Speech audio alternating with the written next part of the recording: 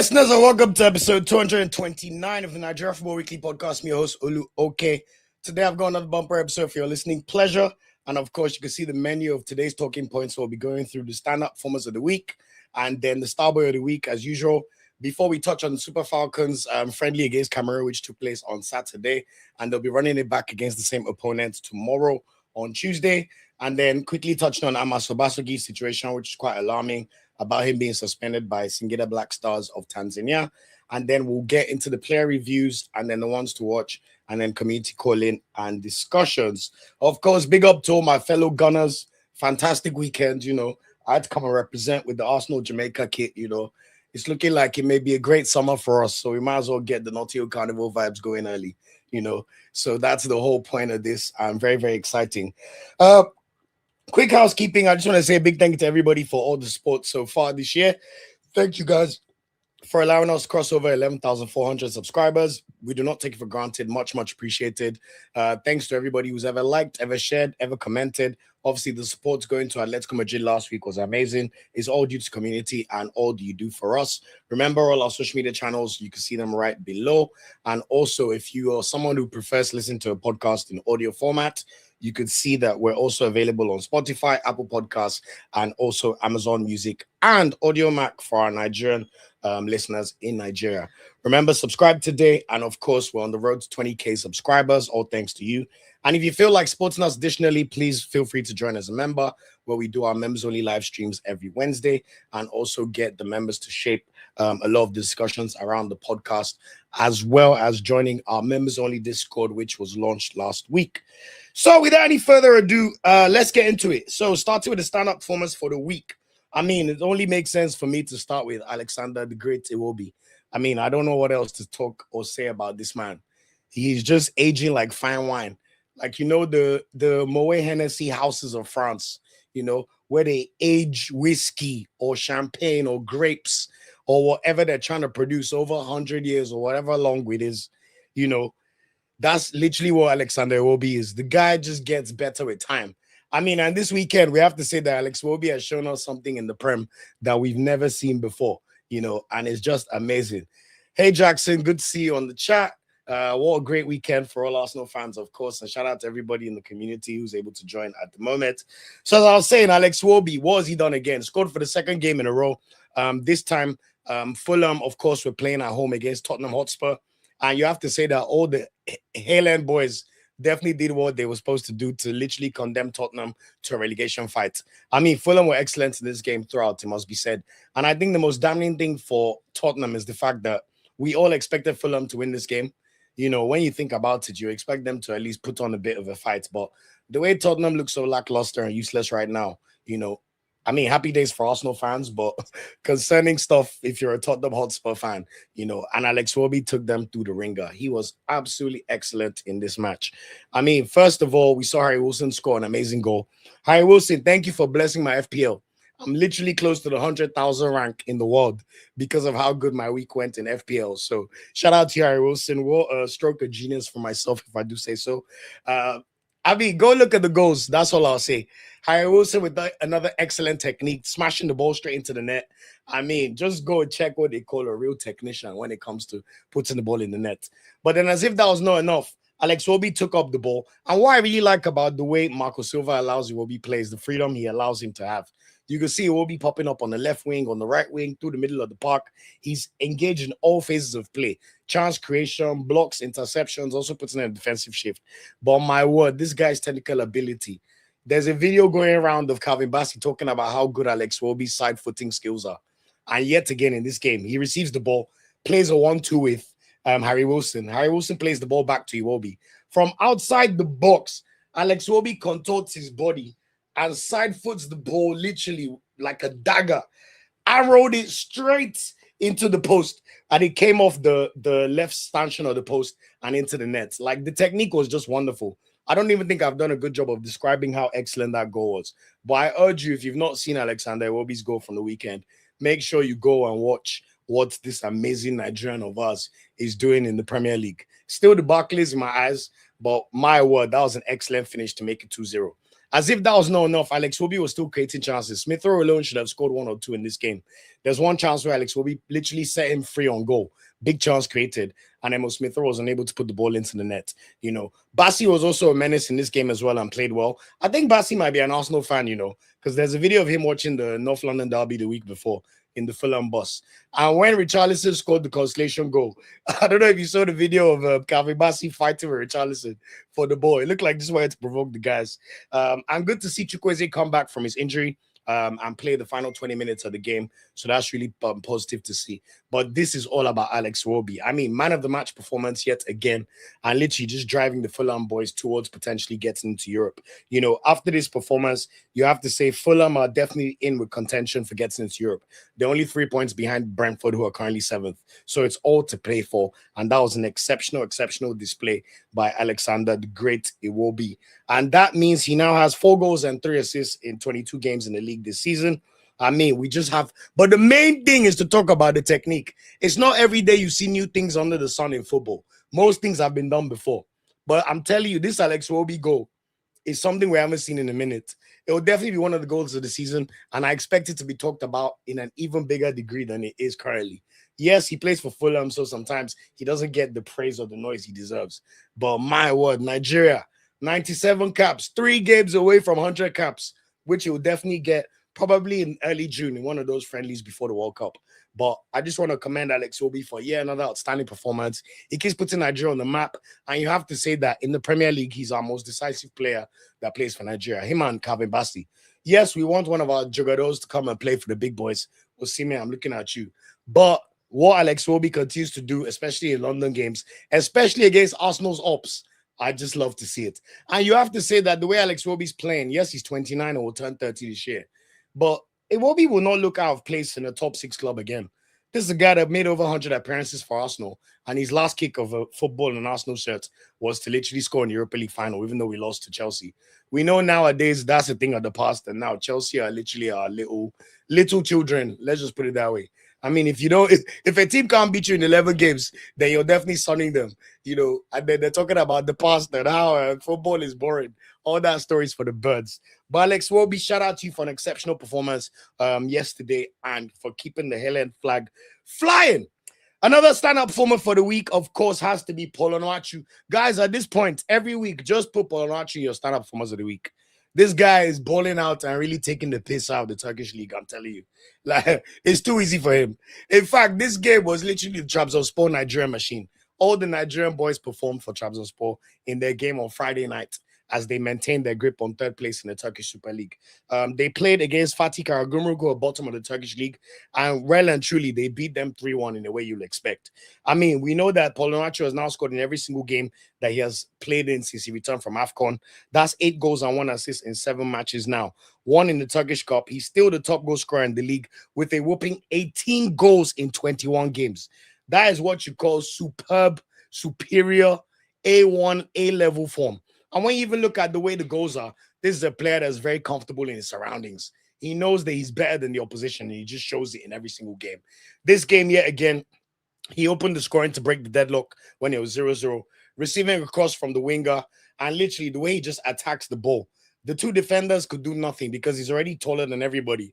But for someone that tall, Onuachu still has a very good leap on him. And if you see the way he arrowed this header straight into the bottom corner of the net, just fantastic to make it 1-0. Unfortunately for Trabzonspor, their defense was caught slipping, and one of the defenders made a mistake and played the ball back to a Fatih Karagümrük attacker, who then put the ball into the net past Onana to make it 1-1. But this is where it gets interesting. As if that was not enough, just after the second half, Chibuike Nwaiwu, Trabzonspor centre-back, I've been telling you guys, they need to call this guy up for the Super Eagles in the March friendlies. I always say we have Bassi, yes. We have Frederick, yes. But you see Chibuike Nwaiwu, this boy is heating up. He scored 2 goals, centre-back, scoring his first 2 goals for Trabzonspor in this game. And you have to say that any player that has very good set-piece threat, especially a defender, who could also be dominant in their opponent's box and not just their own box, is always a good omen for what you're trying to expect from a centre-back, because it adds another string to their bow. It's like Gabriel. Most defenders are good in defending their own box, but can you also do the same in the opponent's 18-yard box? That's something that we always love to see. Ekong scored how many goals for Nigeria? I think almost 10. if not just about 10. And let me tell you, go and watch the goals this Chibuike Nwaiwu boy scored in this game for Trabzonspor. When it was 1-1, corner kick, the first one, you could tell that they perfected this set piece routine.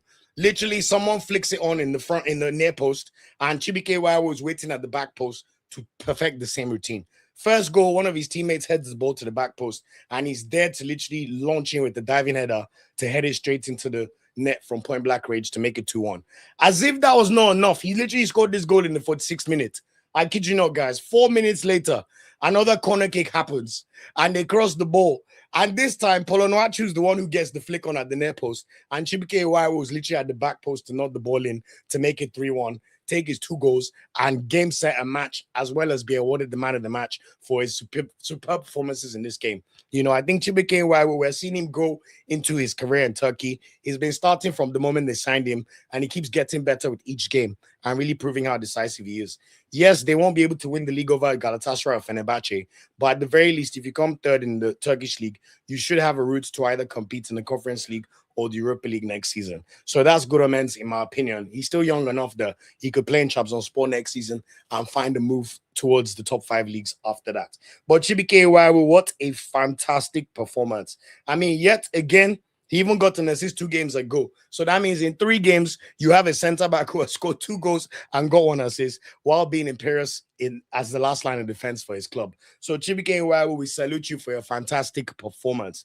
Another fantastic performance this weekend has to be Victor James Osimhen. We already know he scored a goal to help Galatasaray make it through to the round of 16 after scoring an extra time for Galatasaray, after they inexplicably threw away a 3-goal lead to concede 3 goals to a 10-man Juventus on Wednesday. I mean, what the hell they were thinking, I don't know. But Osimhen, in extra time, we know what he did. Received the pass from Yilmaz and slotted the ball through Perrin's legs to make it 4-3 before Yilmaz rounded up the scoring to make it 5-3. So we've already dissected that on Thursday's episode. But of course, over the weekend, yet again, Galatasaray in action against Alanyaspor. He got a goal and an assist yet again in a 3-1 victory to continue their march towards the Turkish league. One of his teammates scored the first goal to make it 1-0. And this was a very funny game. When you look at Osimhen's assist, he basically attempted a bicycle kick, but he miskicked the bicycle kick and basically kicked the ball into the path of Lucas Torreira, who just slapped the ball into the net to make it 2-1. But yet again, with 10 minutes to go and look at Osimhen's goal for Galatasaray. He got yet another goal from being a pressing machine and pressing monster. He forced yet another error from the goalkeeper this time. The goalkeeper had an easy pass to play towards his left back or his right back, but he tried to pass the ball to his center back. I don't know how many times goalkeepers keep taking the piss out of Victor Osimhen. You've seen him intercept passes from so many goalkeepers and so many defenders just from the strength of his pressing and how relentless he is throughout 90 minutes of games. And you still have goalkeepers passing the ball to Victor Osimhen to score easy goals. Yet again, this goalkeeper just passed the ball to Victor Osimhen. Osimhen says, "Thank you very much," dribbles the goalkeeper and slaps the ball into an empty net. 3-1, game over. Thank you. I take my goal and I keep it moving. So this is a player that we already know that he has 7 goals in 8 games in the Champions League. And at least now I think he's up to 10 goals in the Turkish league. So while he's still a bit of a way behind Paul Onuachu, we know that he's probably going to end up with the Turkish league and cup double probably. And look, if someone like Osimhen could get Galatasaray past Liverpool and they somehow make the quarterfinal, Galatasaray making a quarterfinal of Champions League is basically like playing in the final of Champions League. I'm sorry. This is their first time in around 16 and 12 years. This is not a club that's used to this stage. No matter how much any Turkish player or fan will make you believe that it's their right to be here. This is new unmarked territory for the Istanbul Giants. And Osimhen is definitely proving the outlay right. Yes, as Nigerians, we want to see him go in the summer, but let him sign up with the bank and continue to live out for the club, especially in the Champions League. So Victor Osimhen, really, really well done. I love this comment from John where it says, Galatasaray players are really not passing to Osimhen. I think Okamburu spoke about it after the Juventus game. The truth of the matter is, this is why we say go and play for the best clubs. No matter what you say about players passing to you, most of Galatasaray's attackers, they go there once they're washed, unless they're a Turkish league player. There's a reason Mauro Icardi plays for them. There's a reason Leroy Sané, who nobody wanted again, plays for them. Yes, they have the Turkish guys like Yilmaz who can still do a job. Gabriel Sara is okay. But look, if you want to play with the best talent, won't you rather be fed by Bruno Fernandes passes? Can you imagine Victor Osimhen on the back of that Shesko header from yesterday? Or even Chelsea. Imagine those Reece James deliveries yesterday. Although at one point he had me worried watching the match.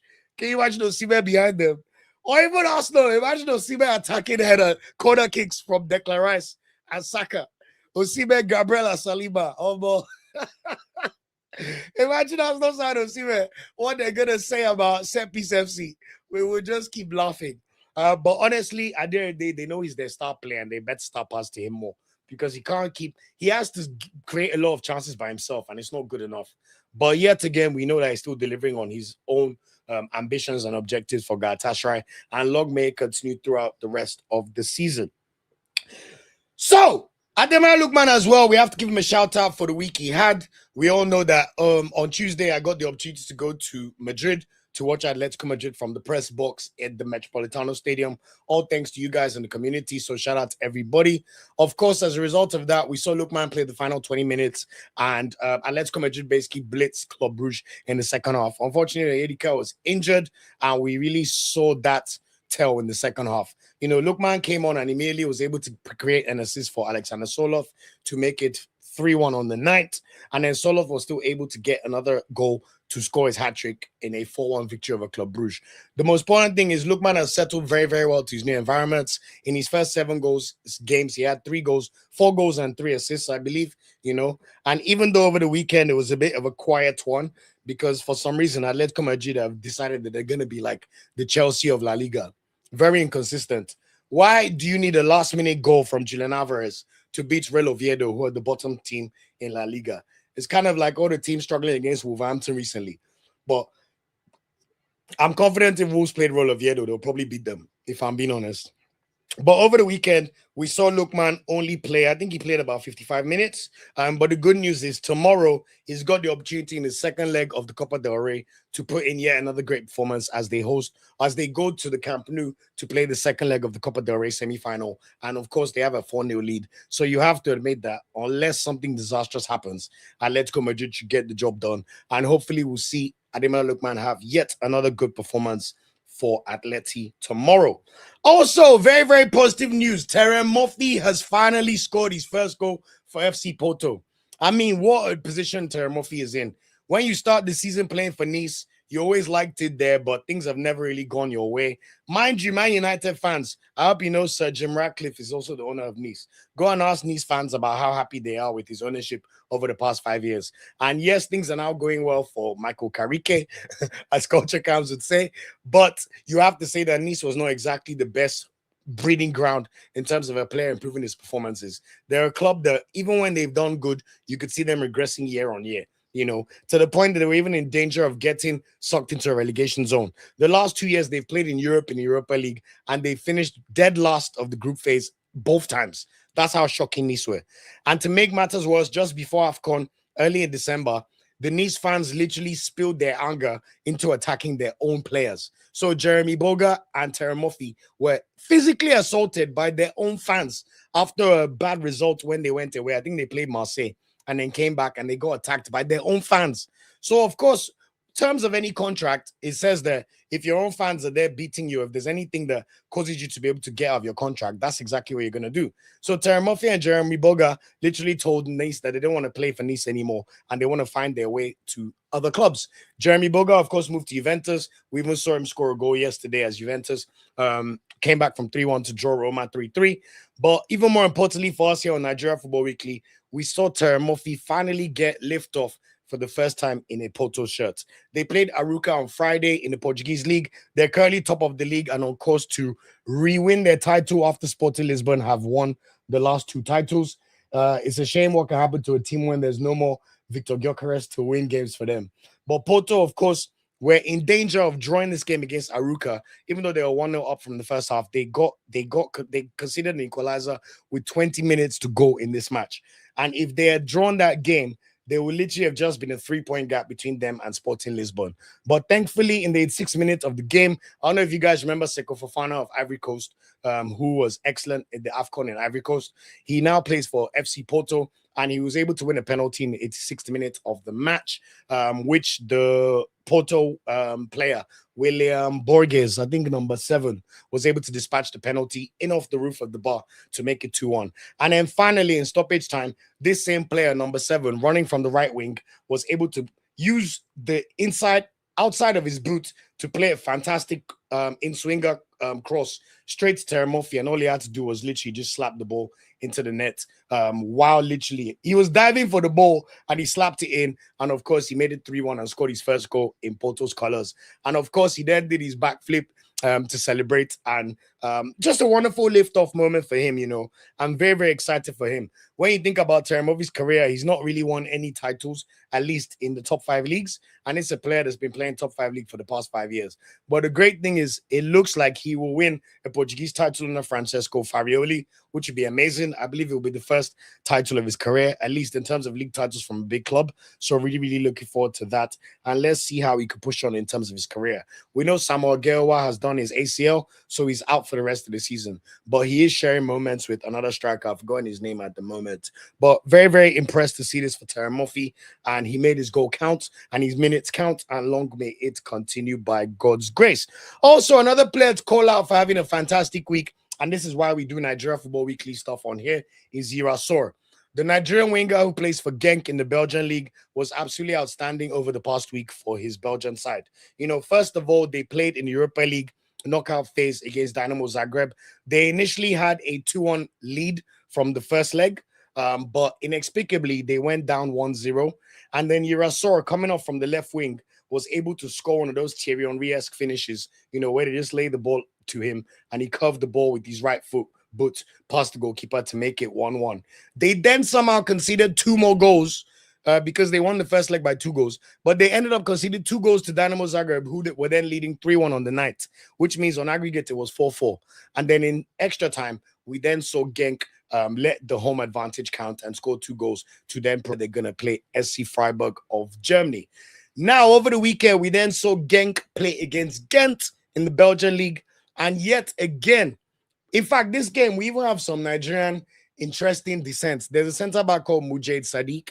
He could play for Nigeria, but I think he wanted to play for Spain when he was younger, and he's not good enough anymore. There's also a Belgian-Nigerian winger called Noah Adejeji Steinberg. He scored the second goal in this game to make it 2-0. But then Yira Sor was able to score a third goal on the break, literally in stoppage time, because Ghent were trying to score a goal. And next thing you know, it's a 2-on-1 breakaway.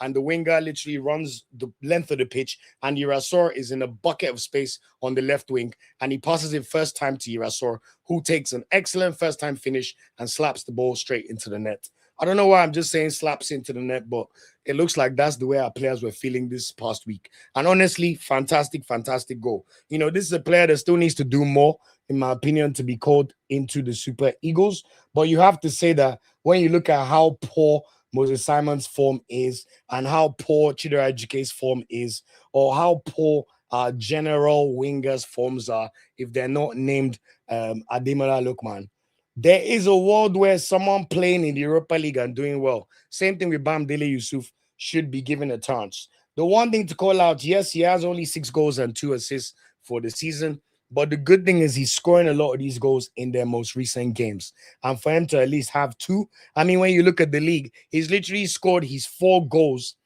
in their last 9 matches, in their last 8 games. Prior to literally the middle of December, he had not scored any goals in the league. So this shows a player that's heating up. And he's also getting goals even when he doesn't start the match. So he did not start on Sunday yesterday for Genk, but in 17 minutes, he was still decisive enough to score a goal and make a way for his club. So really, really fantastic for Yira Sor, and I think he's one that we should definitely monitor.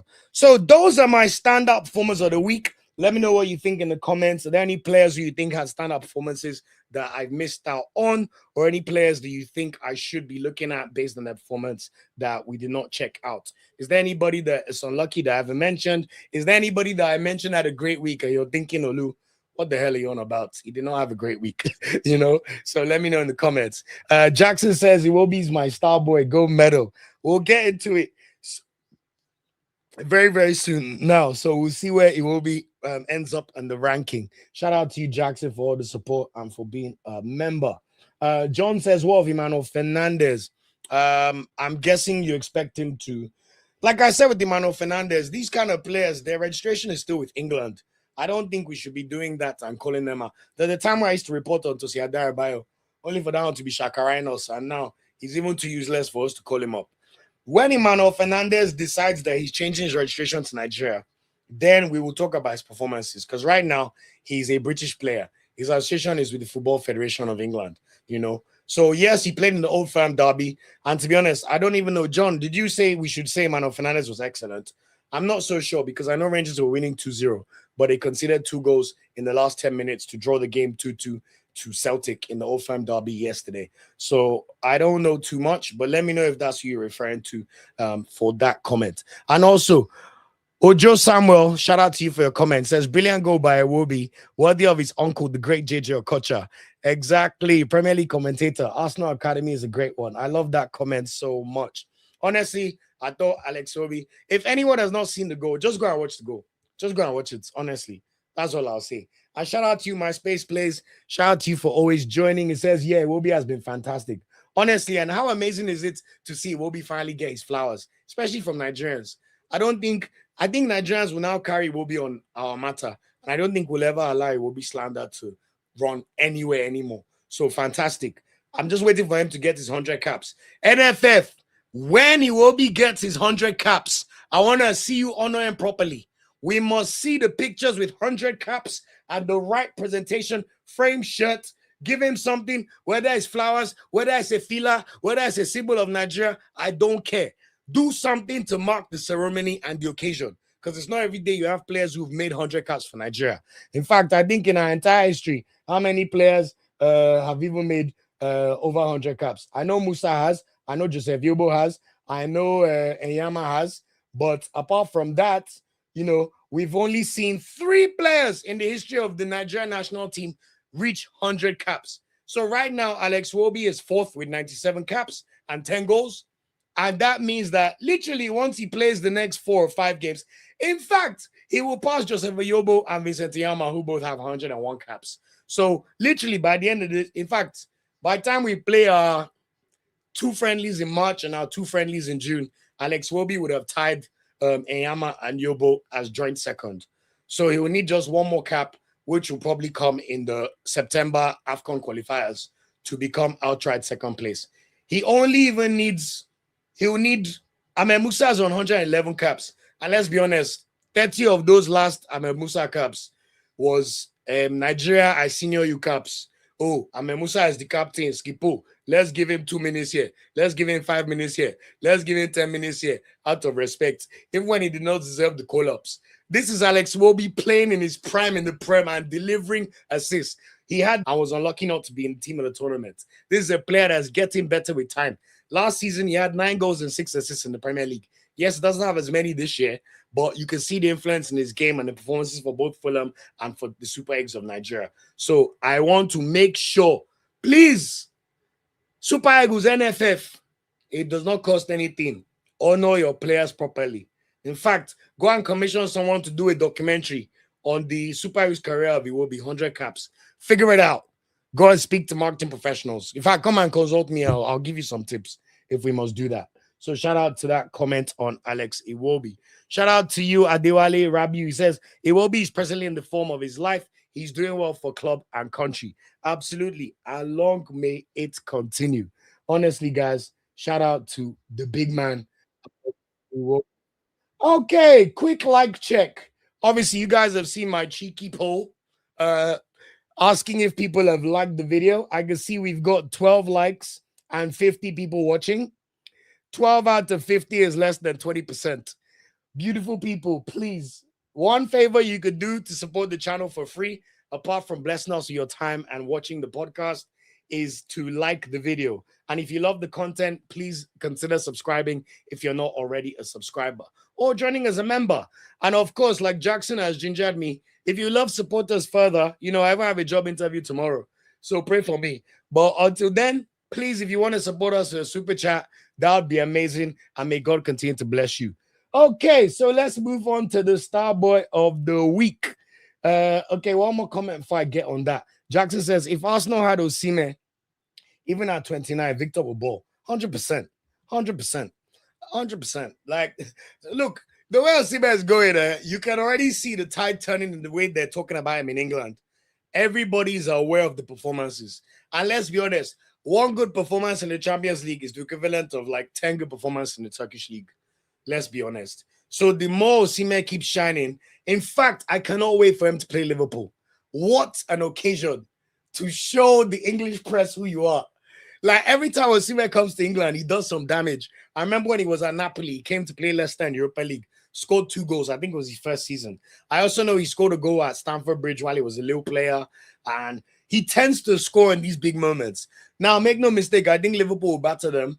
But if Osimhen can at least give us 2 goals over the 2 legs, especially at Rams Park, trust me, the British press will not shut up about him. And then Fabrizio PR Overdrive will be like, oh, Victor Osimhen, let's see where it's going to get to in the summer. I want to see the PR driven up, and we'll see where it ends up in the summer. So good luck to VO9, and I totally agree with that comment. Okay, so Starboy of the week. It's been another great week for Nigerian football and our footballers all over Europe and the rest of the world. So this week is another week of sharing and caring.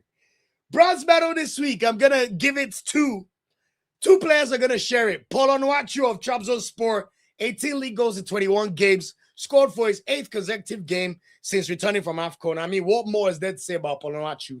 1 goal and 1 assist in a 3-1 win for Trabzonspor as they maintain their push into Europe in the Turkish league. He continues to be a very decisive player, and I urge you to see the fantastic header he scored, and also his assist for Chibuike Nwaiwu, which was amazing.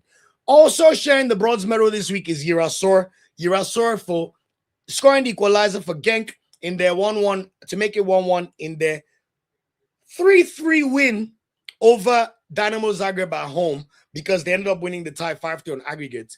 Fantastic finish from him, very Thierry Henry-esque with the curl straight into the bottom corner. And then on Sunday yesterday, we then saw Yira Sor get on the score sheet yet again, even though he played 17 minutes, latching on to a fantastic breakthrough goal, and his teammate was able to find him in space, and he slapped the ball straight into the net to score 2 goals over the past week. So Yira Sor, you deserve your credit. Now, silver medal this week, I think it has to be shared by 2 of our most important players in the Super Eagles. 1, Victor James Osimhen. First of all, we know the exploits against Juventus from last week, where he scored the crucial goal in the Champions League. That was amazing to see. And then over the weekend against Alanya Sport, he got a goal, dribbling the goalkeeper that he made all by himself through the sheer relentless pressing energy that he has, even though it was like the final minutes of the match. Rounded the goalkeeper and put the ball into the net. He also had an assist, which was inadvertent because he tried to bicycle kick a shot, and then he miskicked the ball, but it landed straight at Lucas Torreira's feet, who slapped the ball into the net. So, Victor Osimhen, you continue making us proud, and we're very, very grateful to have you. In fact, talking about you gives me so much joy, and long may it continue. And also, silver medal this week will be shared by Alexander Iwobi the Great. Because when you play these kind of games and you keep on showing up and influencing the play, creating at least 2 big chances, being an absolute menace offensively and defensively for your team, and then you score one of the goals of the season in the Premier League, it's not every day we see a goal that we've not seen in a long, long time. To side foot finish the ball with that kind of power from outside the box and arrow the ball, it's as if the ball was going straight and he hit the stanchion of the net, the post, and just nestled inside. I mean, aesthetically, it was such a beautiful goal. And then you can see Alex Iwobi, even his celebration, he's like, I do this in my sleep, man. It's too easy. And honestly, Iwobi is too easy for you. And to even add to that, it was Tottenham Hotspur, former Highlander, Arsenal supporter, ex-Arsenal player, doing us a favor and slapping Tottenham after they just chopped 4-1 against us last week, which we saw the videos of him and Bassi and Emo Smith-Rowe watching the game on the team bus. I mean, Alex Iwobi, we salute you. And you know, I promised you on this channel, I will always give you the flowers you deserve as usual. So Alex Iwobi and Victor Osimhen share the silver medal. Gold medal this week, Chibuike Nwaiwu. For those of you that say we only give it to attackers, it is not every day that a center back scores 2 goals in a match to win a game by 3-1 for his club side. That is exactly what Chibuike Nwaiwu did. A few games ago, we saw him play an absolutely fantastic diagonal pass to one of his teammates to score. So this is a player that, even though I had some worries about his ball playing skills, he has put all of that to bed. And apart from him being a great defender when it comes to the usual things you expect from a defender, clearances, blocks, interceptions, being able to play yourself on side, being able to marshal defenders, winning your aerial duels, your ground duels, and just being an absolute menace. For you to then be such a great attacking presence in your own opponent's box, especially from corner kicks, and to do it twice in 5 minutes when your team was drawing the game 1-1 and they needed a hero. And then you pull up, first scoring a bullet header after a flick on. He scored the 2 goals from the 2 different sides of the corner kicks. The first one came from the right side in swinger, headed in. He does a bullet header, knocks it in to make it 2-1. 5 minutes later, he's like, no problem, run it again. This time, Paul Onuachu gets the flick on and nods it straight towards the back post. And Chibuike Nwaiwu is there to nod another header straight to the back of the net to make it 3-1 for Trabzonspor in their game against Allianspor. So Chibuike Nwaiwu for such an excellent performance and scoring 2 goals for Trabzonspor in their win. I'm so excited, and I'm sure Eric Shell is tracking you. So we better see you in that squad that will be released literally in the next 2 weeks. You are my Starboy of the week. Keep up the excellent performances. Shout out to IoT of Eagles Tracker. He did an interview with Chibuike Nwaiwu literally in November or October while he was playing for Wolfsberger FC in the Austrian League. I like how IoT literally interviews these guys when they're on the cusp or whatever it may be, because you could see the lifeline and the timeline of their career growing. So amazing things to see. And 2026 will continue to be a great, exceptional year for you. And you will get your first cap for the Super Eagles. So Chibuike Nwaiwu, congratulations. You are the Starboy of the week. Whoop, whoop. Okay. Moving on to the Super Falcons. So, on this channel, we want to make sure that we follow all our teams. It's not just about the Super Eagles or only supporting Nigerian players when things are going well. We must talk about all our teams whenever they're playing. So the good news is the Women's African Cup of Nations is starting in just over 2 weeks, 15 days time. I agree that at the moment there is very little hype. And also that is because CAF have done a terrible job of organizing. I think they focus too much of their energy on the men's AFCON and they've completely neglected the women's AFCON. I don't know who at CAF decided that we should play a women's AFCON in July last year and then play another women's AFCON literally less than 9 months later to determine who's going to go to the 2027 World Cup. That is how you make a mockery of the women's game. In my opinion, the best 4 teams that were in the semifinals of the last AFCON should have all been given automatic slots into the World Cup. Because now you see a situation where we're hearing rumors Morocco are not hosting it, but we know Morocco are getting ready to host it. You can't even apply for an accreditation pass because for some reason the CAF media channel thing is just fucked up, and it's just one of those things where you're just like, who the hell is causing these problems? We're still not sure where it's going to be held. We've not heard too much hype around it. Yes, we know our team will be based in Casablanca if they play, and they will be playing against Zambia, Egypt, and Malawi. But even the NFF have neglected them in terms of getting friendly games. They were initially supposed to play a tournament which was cancelled. And then last minute, we saw the NFF hastily arrange 2 friendlies against Cameroon, our neighbors. One was played on Saturday and the other will be played tomorrow. So it's an interesting one. But anyway, the Super Falcons were in action against Cameroon on Saturday and we lost the game by 1-0. We conceded a goal just before the end of the match and it was scored by Mbomezoma Yavana. It was a good goal, to be fair, but bad defending. I don't know what the centre-backs were doing, but they let her be free to literally receive a cutback, and she slapped the ball straight into the net. Yes, our goalkeeper, Precious Erabo, was making her debut, and I thought she was solid for most of the game. But this game, if you look at the score, you don't watch the highlights, you will think that the team are not doing well. But if you really watch the highlights, you'll notice that Nigeria should have really won the game. This was a perfect example of just bad finishing and profligacy in front of goal. It has to be said. We saw a few debutants, especially the goalkeeper, and we saw a return to the Super Falcons for Ngozi Okeo-Gene, who had a baby a few years ago. So good to see her welcome back into the sport. We also saw a return to return to the squad for Gift Monday, who was exiled by the NFF last year. I think because she criticized them, those donkeys. But anyway, she was back, and it was good to see Gift Monday. Even though Gift Monday was guilty of missing at least 2 or 3 guilty chances, I must say. We then saw some usual suspects playing the game. Uchebe, Rinsola Babajide was excellent yet again as a winger. Echegini started the game again, the PSG midfielder. Of course, Tosidemei was one of the centre-back pairings. And we saw Captain Rashidat Ajibade start the game. I thought she was also guilty for missing one or two chances, it must be said. So I hope that, they can just tidy up some of these mistakes. And then Issa and Oladipo played with quite a few starters being rested, including Nadozie. And of course, we know that Ajami Lucy, Herzog did not start. Alozie was on the bench as well.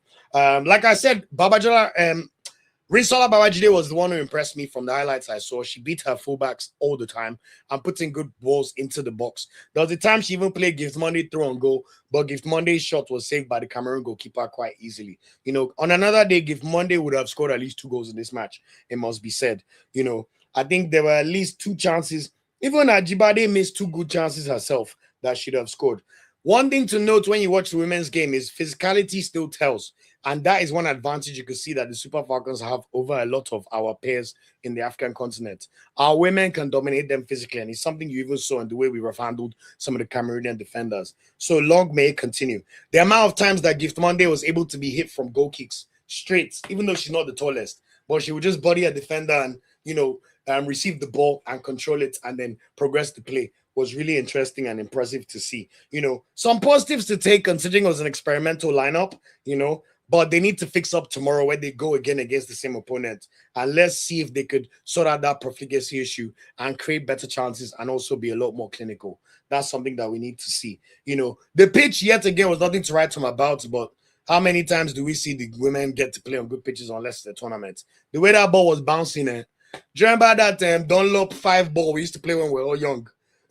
That's how this ball was bouncing on that pitch, I'm telling you. So let's see how the game goes when we play them on Tuesday. But one thing we have to call out yet again is there is no way you can slice this bread and say that the NFF have not neglected the Super Falcons. This is a team that are 10 times champions on the continent. Even when they won the championship, do you remember that the NFF made a typo on the back of their winning shirt and they just used marker to write S? They put Super Falcon, they now added X on it. God will forgive the ineptitude of these people, man. Honestly, it's not nice. It's not nice. Since WAFCON ended in July, this game was only the 3rd game the Super Falcons have played. Since WAFCON ended in July. That time, we didn't even have up to 4,000 subscribers. That's how long ago it was. So, as a man, well done. Oh. You've given people 2 friendlies to prepare for a whole tournament. Then it will start now. You start telling Madugu that your objective is simple. You must win the tournament and you must qualify for the World Cup. But you as a body, can you objectively say you put the women in the best foot forward to prosecute this tournament? Or you've neglected them, or you've given them opportunities and not neglected their welfare? All the promises from the last WAFCON, we know you are still owing them. And I'm sure Madugu, they will be owing him salary. If he even has a contract, let's be honest. So I don't get it with the NFF. But it is what it is. The only games they've played before this one were the 2 qualifiers for WAFCON where we beat Benin 2-0 and played at home for the first time after winning AFCON. And we're not able to watch the game and we drew on 1. Even this friendly on Saturday, shout out to Ademola Victor TV. If not that, out of his pocket, he goes to record these games. There will be nowhere for us to even watch the highlights. It's piss poor. Piss poor. Honestly. Now we have 1 more game to prepare to defend our title. And we have to do like last time and go into the tournament and be hoping for our individual quality to show. Because we know the women's game is not yet at a level where there's an equal playing field. We still have the best players on the continent. We have players playing for PSG, Juventus, a lot of the big clubs, both in Europe and also in America. So we should really be delivering on our talent. But all those intangibles, we know that Morocco will be better prepared than us. Stadiums, facilities, welfare, hotels, payments. All those things, the Moroccan women will not complain about anything. So whatever we see once the tournament starts, we'll of course see it like that. Even to try and get a press pass for the women's AFCON is a bloody headache. So I've literally just accepted I'll just cover the games from here and see what we could do to continue to promote the women. So we'll see how it goes.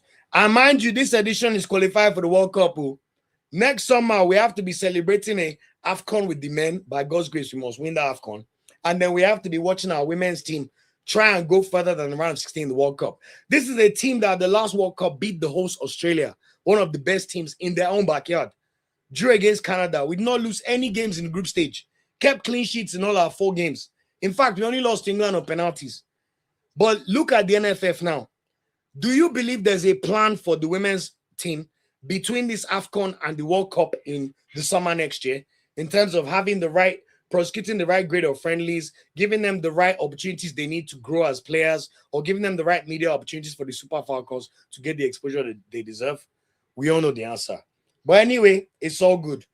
Now, the good thing is at least our players are the best on the continent, and we'll still be there to back them and hope for the best as they try to prosecute these games, despite the piss-poor help they've received from the Federation of Nigeria. So, we wish the women good luck tomorrow, and by God's grace, they'll have a much better performance before they open their WAFCON campaign against Malawi. So, quickly, I just want you guys to hear this interesting and very concerning news that we saw this weekend. Amas Obasogie, of course, you'll remember him from AFCON. Amas Obasogie was literally Nigeria's best hype man at AFCON. All those videos where we're singing, "Why are you so worried? Fellow Nigerians, I no go let you down." It was always Amas Obasogie in the front, doing all the singing and hyping. And honestly, he was such a fantastic member of the AFCON squad and showed how you can be very, very much part of the frame and architecture of a team. So I wanted to first give Amas Obasogie his kudos. Now, we know he plays in the Tanzanian League, which is one of the top 4 on the continent, or top 5 at worst, for the Singida Black Stars team. But following Friday, there was a public notice released by Singida Black Stars SC leadership through their disciplinary committee. They said they've taken disciplinary action against players Khalid Auchu and Amas Obasogie as follows.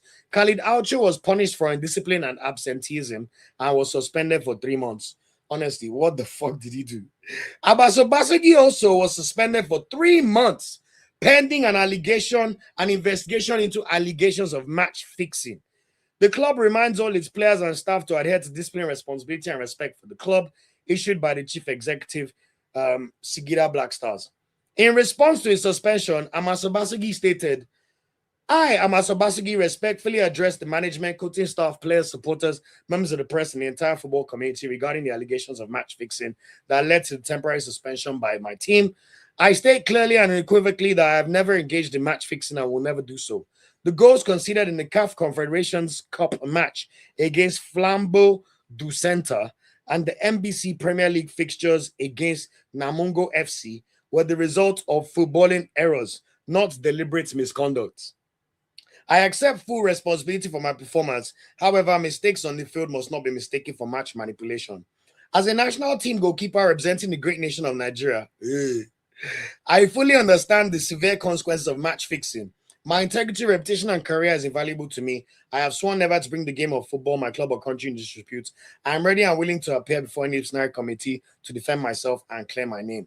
I remain fully committed and dedicated to Singida Black Stars. The club means a great deal to me, blah, blah, blah, blah. I hold deep respect for its leadership, technical crew, my teammates, supporters, and everybody. My focus remains on contributing to the team, maintaining our momentum, and working tirelessly to help us achieve our ambitions of winning trophies in the league and on continental competitions. I respectfully urge that my errors in those matches should not be translated into allegations that question my character. I remain loyal, disciplined, and determined to continue serving Singida Black Stars' honor and professionalism. Amas Obasogie signed 27th of February on Friday. We're yet to see the final income of this situation, but it's not looking good, you must say. This is not the first goalkeeper from Nigeria to have allegations like this. We know Maduka Okoye was suspended for 3 months by the Italian FA for some betting irregularities with his team. I think he was guilty of maybe giving his friend tips on betting or something, but he was lucky that he was cleared for not doing it on purpose. It wasn't like the Daniel Sturridge issue or Ivan Toney issue, for example, or Sandro Tonali. Now, you must say match-fixing allegations carry probably the highest consequences in football. Like, if you are found guilty, they are going to finish you. Your career is over. It literally brings the entire game into disrepute. You know, nothing is literally giving more of a heavy-handed notice than things like this. Even more than racism in football, which is crazy, but I'm telling you, like, that's how big it is. Now, it's an interesting one because when you look at the games that he referenced, he said it was a game against Flambeau du Centre. Now, I tried to look at Singida Black Stars games.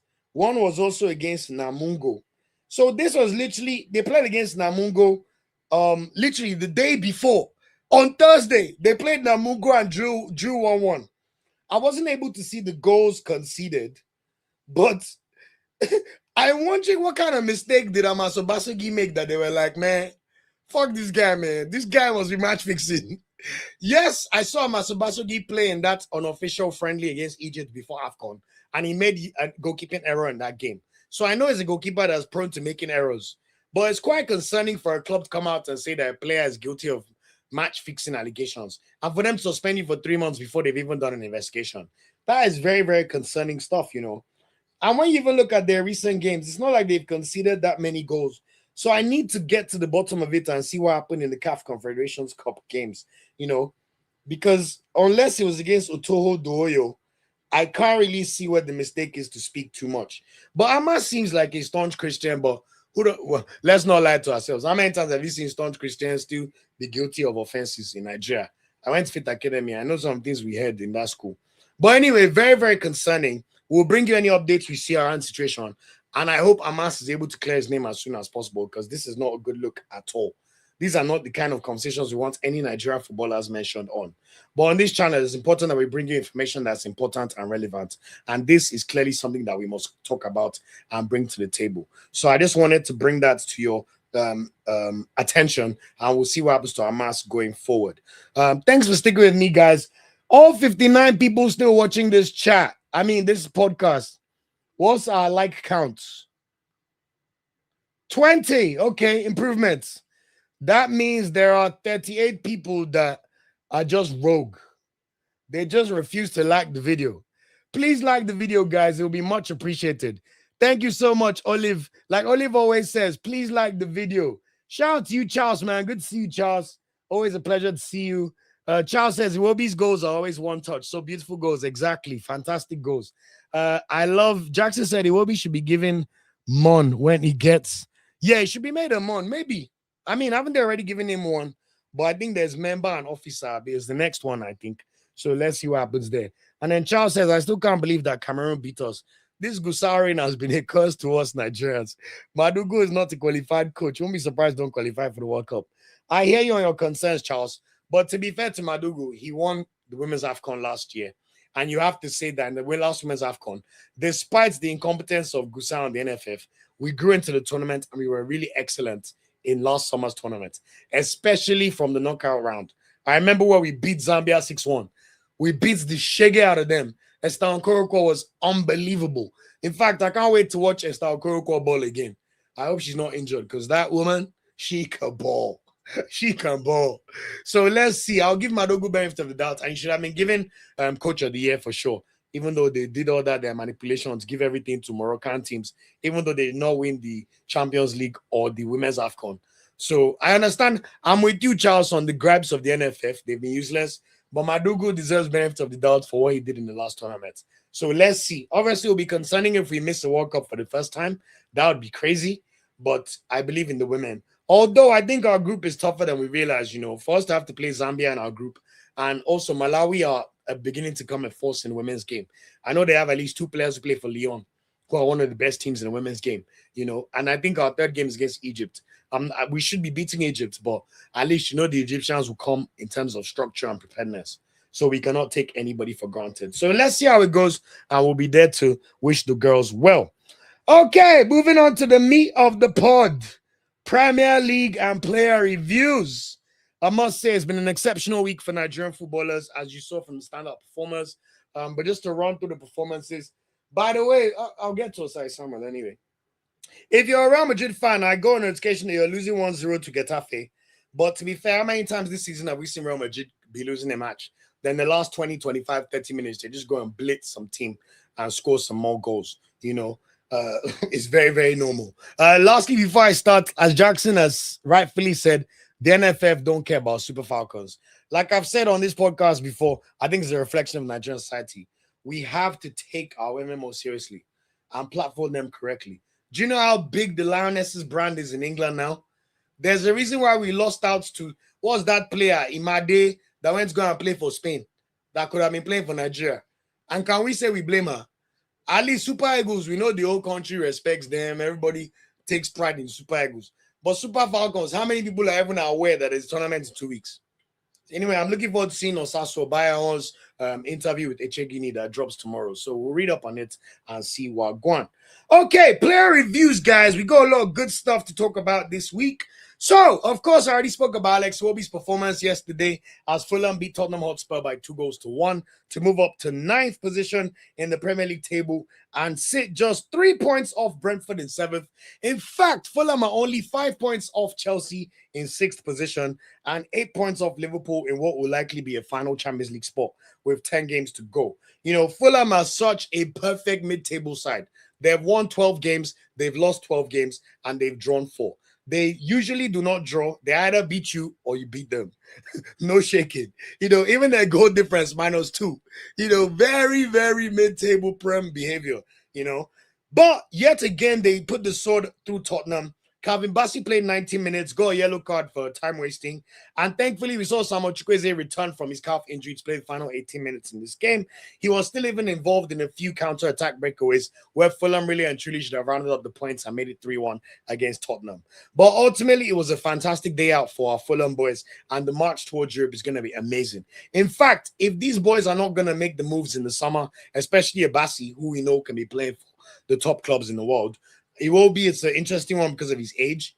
But can you imagine a Fulham Europa League 1 or a Conference League run? I think Fulham would easily win it or would definitely be one of the favorites. You know, that's how powerful the Prem is, you know. So I'd love to see them have a European adventure next season, just as Nottingham Forest boys are having this season. The good news is they've got yet another chance to get 3 points because, as you all know, there's Premier League football tomorrow, Wednesday, and Thursday. Right now, I can't lie, guys, we're eating good. If you're a football fan, you're feasting. There's football on all the time. Even right now, I'm watching Osai Summers Birmingham lose 2-0. He's even on the ball just now. He just misplaced his pass. Okay, God save him for getting the ball back. There's so much football on that we have the Premier League again tomorrow, Wednesday, and Thursday. Do your FPL. Don't say I didn't warn you. But the good thing for Fulham is they get to ride on from beating Tottenham with a home fixture against West Ham United on Wednesday, 8:30 p.m. Nigeria time. Yes, we know West Ham have been playing well in their last 6 games, although they got absolutely thrashed 5-1 or 5-2 by Liverpool. You know, that was not, 5-2 by Liverpool. That was not a good performance from West Ham. But Liverpool looked really good, it must be said. They beat them through open play, through set pieces. It was just a whitewash. Shout out to Ekitike for the points. So let's see how the Fulham boys get on Wednesday. And also, Fulham have a good opportunity of making the FA Cup quarterfinals. They literally play in the 5th round on Sunday, 1 p.m. against Southampton at home. Now, we know Southampton have not been the best team in the championship, and you really expect Fulham to win these next 2 games, hopefully. But Fulham could be a picture of inconsistency sometimes, so let's see how it goes. But really look forward to these games, and hopefully we can even see Chukwueze get a goal or an assist on Wednesday. As for Nottingham Forest boys, Nottingham Forest continue to remain in danger. They played against Brighton yesterday, and they lost by 2-1. You know, Danny Welbeck turning the hands of time, scoring yet again. He now has 10 goals in the Premier League. You know, what else is there to say about Danny Welbeck? There's another person that ages like fine wine. Ex-Arsenal, we love him as well. Yes, ex-Man United. I know Man United fans everybody likes Welbeck, man. If you don't like Welbeck, something's wrong with you, to be honest. That's the way I see it. But Brighton were really good. Forest were okay. They had opportunities. Morgan Gibbs-White scored another great goal. Gibbs-White's one of those players that I don't know why he went to go and play for England. This guy should have taken the number 10 shirt for Jamaica. Yeah, man, go and help the reggae boys. But it's too much England club. They blind these guys. You go and collect 5 caps. Oh, it's England International. Yeah, we've still not won nothing in 60 years. But anyway, we saw Lionel and Cole's team lose 2-1. The good thing is Taiwo Awoniyi actually came on the pitch and played the final 7 minutes. So that's a positive update. Nottingham Forest next go to the Etihad on Wednesday night, 8:30 p.m. And you have to say that it's going to be a tough fixture. They're 17th in the Premier League, which means that they are only 2 points off safety at the moment from West Ham. And it could really go bad for Nottingham Forest sooner rather than later if they do not take time under Victor Pereira. You know, it will be interesting to see if Erling Haaland recovers from his injury to play this match on Wednesday. But either way, looking forward to a better performance from Nottingham Forest boys, although I think it's very likely that they will lose the match. Speaking of Brightside Samuel, he has just got the pre-assist for Birmingham as they've pulled 1 goal back to make it 2-1. Excellent ball played towards the right winger, who was able to put in the first-time ball for the striker to slot it home 1 time. I think it was Jay Stanfield who crossed the ball, and number 33. Excellent finish, straight into the bottom corner. Goalkeeper literally tried to get a strong hand on it, but it's currently 2-1 to Birmingham. It's currently 2-1 to Middlesbrough, and let's see if Birmingham can continue and get an equalizer in this game. Okay, so we'll see how Nottingham Forest get against Man City. Tola Kodari, on the other hand, good to see him get a standing ovation when he came on the pitch for Wolverhampton in their 2-0 win over Aston Villa. He came on for the final 9 minutes. It's not a good omen where Wolves finally win a game when Aruko Dari is not on the pitch, but you have to say that Aruko Dari is not exactly Prem quality or Prem proven in the nicest way of saying that. You know, Wolves were excellent in this game, must be said. That guy, Manu, or is it that young winger, very, very good. Even watching João Gomez score again, I was looking at João Gomez like, bro, I wouldn't mind you on Arsenal's bench, you know. Very, very good player, it must be said. Brazil international, you know. But shout out to Wolves for finally getting a win under the belt, and even better that was against Aston Villa. So we know Aston Villa can no longer win the Premier League. In fact, Man United have now gone above them into third place in the Premier League. Next up for Wolves, they will be playing Liverpool tomorrow at 9:15 p.m. Nigeria time at home. They'll probably get absolutely spanked, but Wolves have been playing pretty tough recently, it must be said. It must be said. So let's see how that game goes. And then they'll play Liverpool again in the FA Cup. So they literally play Liverpool back-to-back tomorrow in the Premier League, 9:30 p.m. And then on Friday night again at 9 p.m., they'll be hosting Liverpool in the FA Cup. And finally, in terms of Premier League Nigerian players, as usual, because Uche is not in the European squads, so we know he did not play in Crystal Palace 2-0 win against Srinjgi Mostar of Bosnia in the Conference League knockout phase on Thursday. He was then on the bench yesterday as Man United came from behind, courtesy of a Bruno Fernandes penalty and an absolutely fantastic header by Benjamin Sesko yesterday to make it 2-1 to Man United. Crystal Palace very unlucky. Lacroix, what are you thinking? You're winning 1-0 and you just drag Cunha down in the box. I thought it was very harsh, like double jeopardy game, but the rules are the rules, and you can't really argue with that red card. So anyway, next up for Crystal Palace, they play Tottenham away at the Tottenham Hotspur Stadium this Thursday at 9 p.m. Look, if we see Christian Chibuike play any minutes, we'll praise the Lord and literally be like, wow.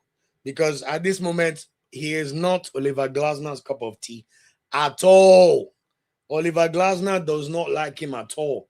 So we just have to pray that maybe something will shake out for him and he'll get some minutes here or there. Because I can't imagine how tough this season must feel for him so far. Anyway, other results to be aware about, not including Nigerian players. On Saturday, we saw Bournemouth and Sunderland draw 1-1. You know, I think Evan Nilsson scored the goal for Bournemouth.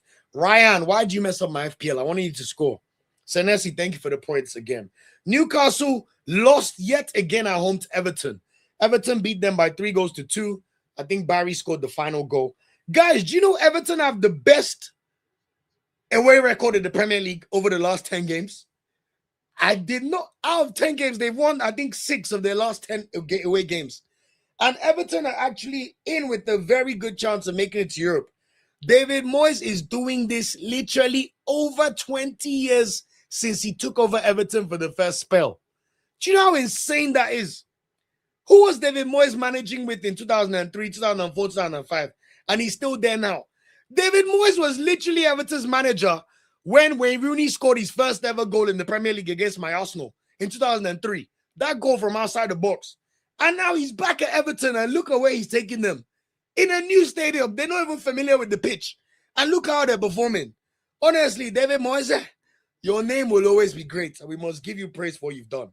Guys, we saw an absolutely sensational Premier League game on Saturday, 4 p.m. Nigeria time, between Burnley and Brentford. I don't know if any of you guys have seen the highlights. Brentford were winning this game 3-0. Burnley came back to equalize by 3-3. In fact, Burnley scored another goal and thought they made it 4-3. And guess who scored it? Ashley Barnes. Do you remember Ashley Barnes? Prem Heritage. Relegation Prem Heritage. But they disallowed it for VAR. And then just at the end of the game, we saw Brentford sneaking with the winner with Mikkel Damsgaard scoring in stoppage time to spare Brentford's blushes, because that would have been one for the books if they lost that game. But what a fantastic game. This is literally the 19th team versus the 7th team in the Prem. Do not listen to people that tell you that the Prem is falling off. It's all cap and nonsense. I'm telling you, they're all child shit. So, wow, what a match. And then late Saturday night, I'm not going to lie, I was so disappointed when I saw this game. Man City, despite not having Erling Haaland, managed to beat Leeds United by 1-0, courtesy of an excellent goal by Antoine Semenyo. What can Antoine Semenyo not do, man? 14 goals in the Prem. Fantastic finish. He literally played like a center forward, was in the right place at the right time to smash this ball into the net. And you know what makes me even sadder? Semenyo is an Arsenal fan. And I wanted him to come and play for Arsenal. I was just waiting for him to come in the summer. He gave us so many clues that he's an Arsenal fan. Emirates is my favorite stadium. I won't say why. And look at our left wing, man. Look at Trossard Martinelli yesterday. And Semenyo was right there. How many wingers has Pep Guardiola signed in the past 18 months? Even the ones that will fail, he will go again. Savinho, don't worry, no work, no worries. Mamouche, oh yeah, you come. Oh yeah, you no work. Oh yeah, Semenyo, you come. How many midfielders did he sign? That is now playing Nico O'Reilly there. But yet again, what the hell, man? What the hell, man? You know? So, fair play to Man City. Shout out to Antoine Semenyo for dragging City over the line. I have to say that I'm a bit worried, but it's just the pressure of the last 3 years. Arsenal, we have 9 games to go. City have 10 games to go. We all know that that game at the Etihad will literally be do or die and let us know who's going to win this Premier League title. So, we look forward to seeing how that game goes. And then, of course, we already touched on all the games yesterday involving the Nigerian players, except the big one, Arsenal-Chelsea. What a fantastic match, guys. Like, I don't even want to hear any complaints about Arsenal being boring, set pieces. At the end of the day, big games against big teams are going to be slugfest. That's just the way it goes. I thought Chelsea were really good, I must say, tactically, especially in the first half, especially with the way they were giving Cole Palmer a roaming role. Our midfield really struggled to pick up Cole Palmer at times, especially Zubimendi, struggled in the first half. And I must say, João Pedro. Chelsea fans, I take it back, man. João Pedro got that dog in him, man. Wow. The guy does not stop. And he seems to have an affection for trying to do things against Arsenal. So I'm very, very glad that offside disallowed whatever nonsense Delap was trying. But this was a great game for showing tactical discipline and efficiencies in the box. You know, Arsenal's first bar, saw potential own goal. But yet again, look at Gabriel at the back post. I mean, these corners are literally like pens. And for once, we now met our match in terms of taking corners. Reece James, oh my God, when this boy is fit, he's the best right back in the Prem, if not in football. What can Reece James not do? It's just a shame he's never fit. But my God, that was a fantastic... The deliveries were so good. Literally, just before Nkapie scored that own goal, there was one that Reece James played 1 minute before that Nkapie just dodged the ball and it went out. But we already saw the worries. But what I like about Arsenal's mentality is we did not wither. We kept going. And for us to then score, another fantastic goal from a corner to Jurriën Timber. I thought Sanchez had a terrible game, Robert Sanchez. I'd see him try to complain that he was pushed. It's like, brother, have some shame, bro. Like, go to the gym. Did you see the examples of David Raya fighting through the defense in corners to come and catch balls for Arsenal? Let's just say there's a reason why one of them is a Spanish international regular in terms of the squad, and one of them probably will never play for Spain again, in Robert Sanchez. I thought the difference quality was exceptional. But Chelsea did all right. Pedro Neto, God bless you for your stupidity. But to be honest, we're still winning the game 2-1. And I know we would have fought and found a way to improve. So anyway, the good news is Arsenal have 3 points. We keep it moving. We've got 9 games to go, 5 games at the Emirates, 4 games away. And we'll see where we end up at the end of May. But by God's grace, it will be at the parade. So Arsenal have played 1 more game than the rest of the league apart from Wolves. We are 5 points ahead of Man City.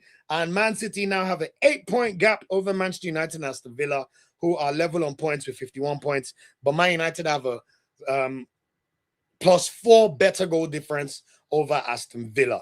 Also scored 12 more goals than Villa, so that's not a surprise. We then see Liverpool occupying 5th place, 3 points behind. And then Chelsea are currently in 6th and are in big, big danger of missing out on the Champions League unless they somehow win it. To add insult to injury, last week, Chelsea released their financial numbers for last season, and they have officially recorded the highest ever pre-tax loss in the history of English football. If they do not make the Champions League, they are in deep, deep, deep, deep, deep shit. That's the honest truth.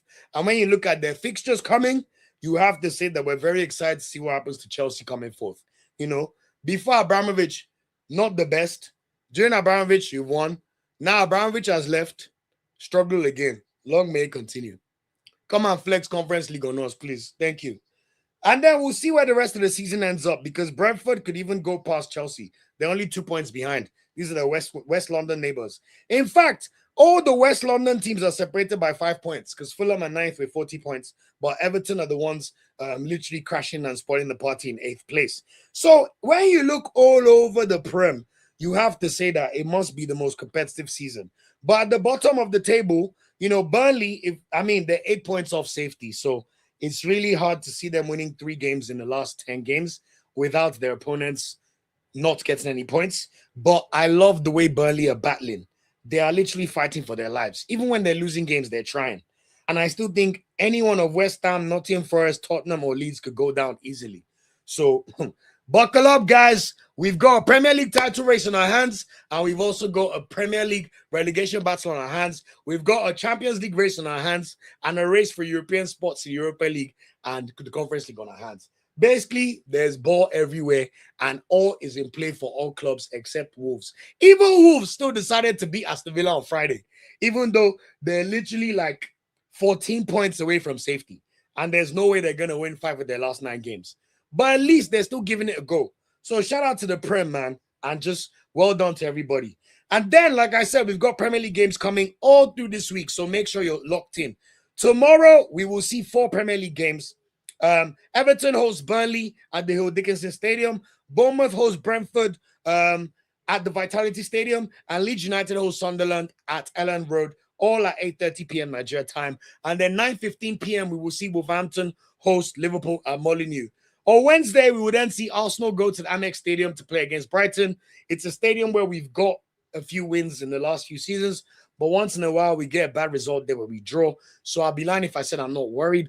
But look, if you want to win the Prem, you have to win and you have to deliver in these kind of games. So let's see what happens in that game on Wednesday. And concurrently, Man City will be playing Nottingham Forest at the Etihad. I can't see Nottingham Forest doing us a favor, but we've seen more surprising things happen in the Premier League, especially if Erling Haaland is injured. I would love to see what that could look like, and if Forest can at least do their chances of remaining in the league some good by getting a point, or maybe even surprising us to win, like they beat Liverpool last season. But let's be honest, Nottingham Forest of last season and Nottingham Forest of this season are not the same at all. Also, at the same time, we'll see Fulham host West Ham at Craven Cottage, and we'll see Aston Villa host Chelsea at Villa Park. I think that's going to be a cracking game.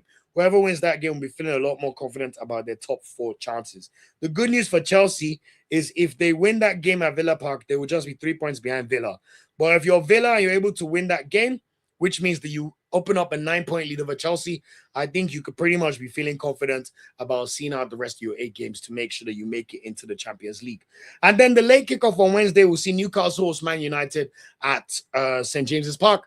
I think that should be one of the tastier games of the season. Newcastle Man United can be a fun game depending on what the context is. We all know about Kevin Keegan from the 90s. I'll tell you what, I love it if we could turn them over, So it should be an interesting game, and let's see how this one goes at St. James's Park, even though Newcastle have decided that they're going to be losing games at home now for fun. And then solitary game on Thursday, we'll see Tottenham host Crystal Palace at 9 p.m. And, of course, Tottenham need to win that game to have any chance of remaining in the Premier League. Guys, can you imagine if Tottenham get relegated? Oh, my God, that would be so amazing. For one season, they're going to turn Tottenham Stadium to an even bigger concert venue, an NFL stadium. When David Austin is dropping articles today saying that Tottenham have written 50% drop in wages for all their players, you know that this threat of relegation is very, very serious. And I'm not going to lie, I'd like to see it, man. Let them play QPR. Let QPR be their rivals for one season. And Millwall. It's the history of the Tottenham. Wow, what a useless club it was, we said. Okay, a few comments just to go through. Shout out to everybody. We got 69 people in the live stream now. Appreciate you all.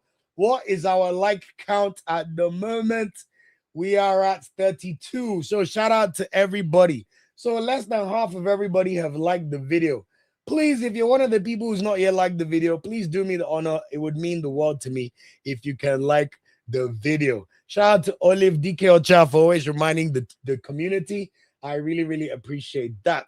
A few more comments. Aaron's, hey, shout out to you, Aaron. Good to see you on the chat. Aaron says, imagine the great escape for Wolves. Honestly, looking at the titles, if they did this 5 games ago, maybe there would have been a possibility, but it's not possible. That would be the best escape in the Prem. It will be, but I don't think it's going to happen. Jackson, God bless for always supporting. Thank you for the super sticker. I mean, already as a member. God bless you. May your cup never run dry. May you continue to be blessed. May all you desire over the next week, month, year, and beyond come to fruition in Jesus' name. As you supported me, God will also support you in Jesus' name. Thank you very much, brother. Aaron was talking about an amazing game. I don't even remember which one I was talking about then. Charles says, I'm hearing allegations. I haven't heard anything about allegations. That's interesting. I'll go and look at it, but knowing Lookman, I think that's proper fake news, it must be said. Shout out to everybody. Shout out to Charles. Charles says, Semenyo's evolution as a winger is what we thought Chukwueze would be in the future. Oh my God, that is an excellent comment, Charles. Wow, that is an exceptional comment. That is how you see the players who add more to their game each season and become better year on year. And you can see the evidence on Semenyo's Instagram. Every summer, he hires a performance coach, nutrition coach. He just works on his game. And that's how it should be.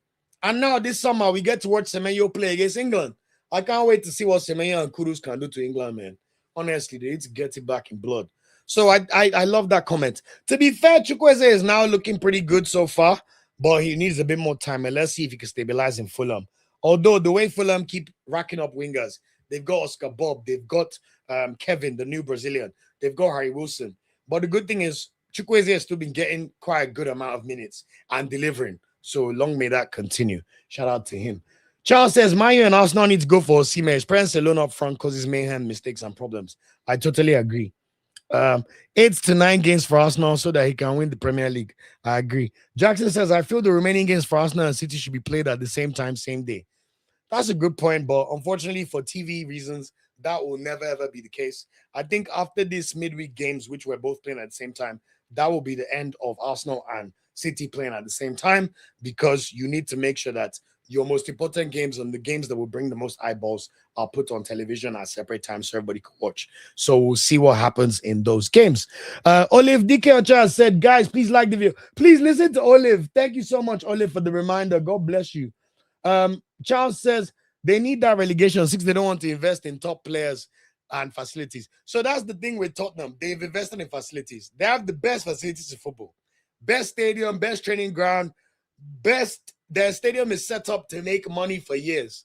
But top players, no. Wage structure, terrible. The kind of players they sign, stupid. How do you give £200,000 a week to Conor Gallagher? He can't even do anything.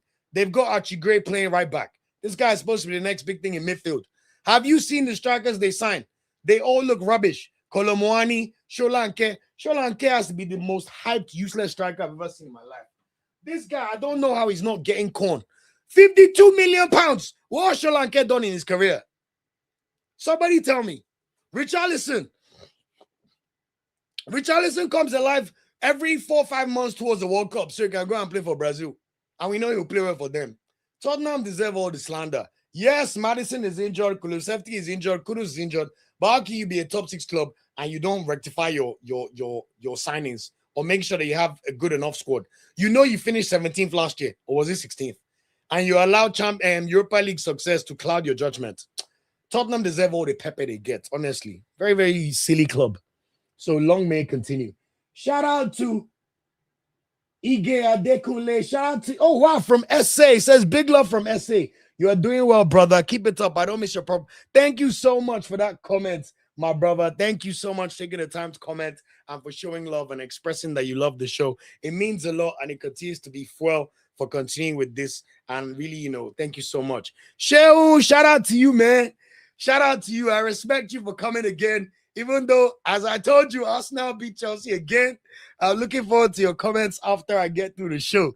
Shout out to you, Olufemi Olaiwola. Thank you so much for the positive words. He says, keep the fire burning. You're doing well. Thank you so much for the kind words, brother, and for watching and being part of this community. He says, I wish to see Osimhen in a Barca shirt. Honestly, I wouldn't mind. Look, I want to see Osimhen play for Arsenal, Man United, Chelsea. We know the other three, out of the other three top six, two of them don't need strikers. One has Haaland, the other one went to go and blew over 200 million on two strikers, so he's not going there. The other club, they're not worthy of Osimhen, let's be honest. So Arsenal, Chelsea, Man United, Barcelona, I doubt you go to Real Madrid because of Mbappe. So Arsenal, Man U, Chelsea, Barcelona, maybe PSG.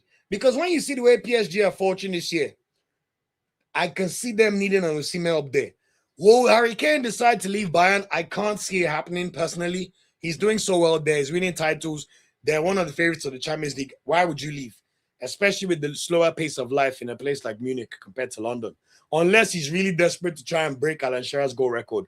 But why waste your time when Erling Haaland is going to be in the Prem for another 8 years? So he's going to break it up. So it's literally 5 clubs I can count in my hand. And Juventus, but this one we hear Osimhen's wages. Juventus cannot pay his wages. After the whole Ronaldo debacle, do you know how many years it's taking Juventus to figure out their books after Ronaldo? So I think out of those 5 clubs, the 3 ones in the Prem I mentioned, Barcelona and PSG, I would love to see Victor Osimhen lead the line and be the striker for one of those clubs. Barcelona, even amazing because let's be honest, Real Madrid and Barcelona are the only 2 clubs in the world that can compete with the reach and the fame of the Premier League. Those are the 2 teams that still get the people going and watching La Liga. I know in Nigeria, they particularly love La Liga and watch Barcelona and Real Madrid a lot. So I would not be mad at him going to La Liga. It's on TV, on DSTV all the time. In England, it's a different case. To watch La Liga, it's almost as if the Premier League take La Liga's competition personally. To watch La Liga in England, you have to pay an extra £30 a month. And honestly, right now, I'm not trying to be spending extra money. Let's focus on the money we're spending on keeping this podcast running. If you feel me. So let's see where it ends up. It'll be amazing to see what happens. And thanks for that comment. Sheon says, I hope you guys see what EPA shooting is doing to the league. What do you mean by EPA shooting? Or do you mean EKPA? What does EKPA shooting mean? Sorry, is this me showing my ajebota? Sorry, guys. Somebody explain that to me, please. I don't laugh. Charles said it's the English tax. Shout out to you, Jackson, for that comment. Said that encyclopedia. I'm doing my best, man. I try my best to keep up. Shout out to Ayotia as well. He's always on top of it. And that is amazing to see. Just before I continue with the player reviews, just to take Ojo Samuel Okpeyemi's message, what is your take on the rumors that WAFCON might be postponed and the geopolitical mayhem in the Middle East that can affect Super Eagles friendly in Jordan? Great questions. First of all, which of my lights went off just now?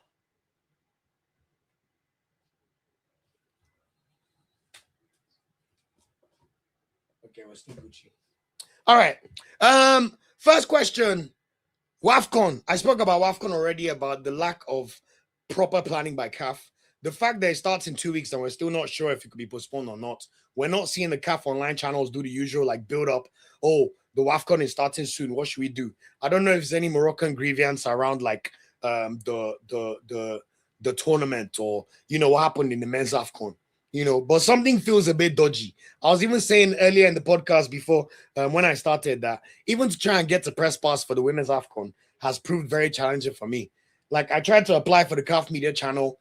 They told me my status is pending for the past 4 weeks, which makes no sense. You can't even apply for the media accreditation even beyond the kickoff point when they ended it.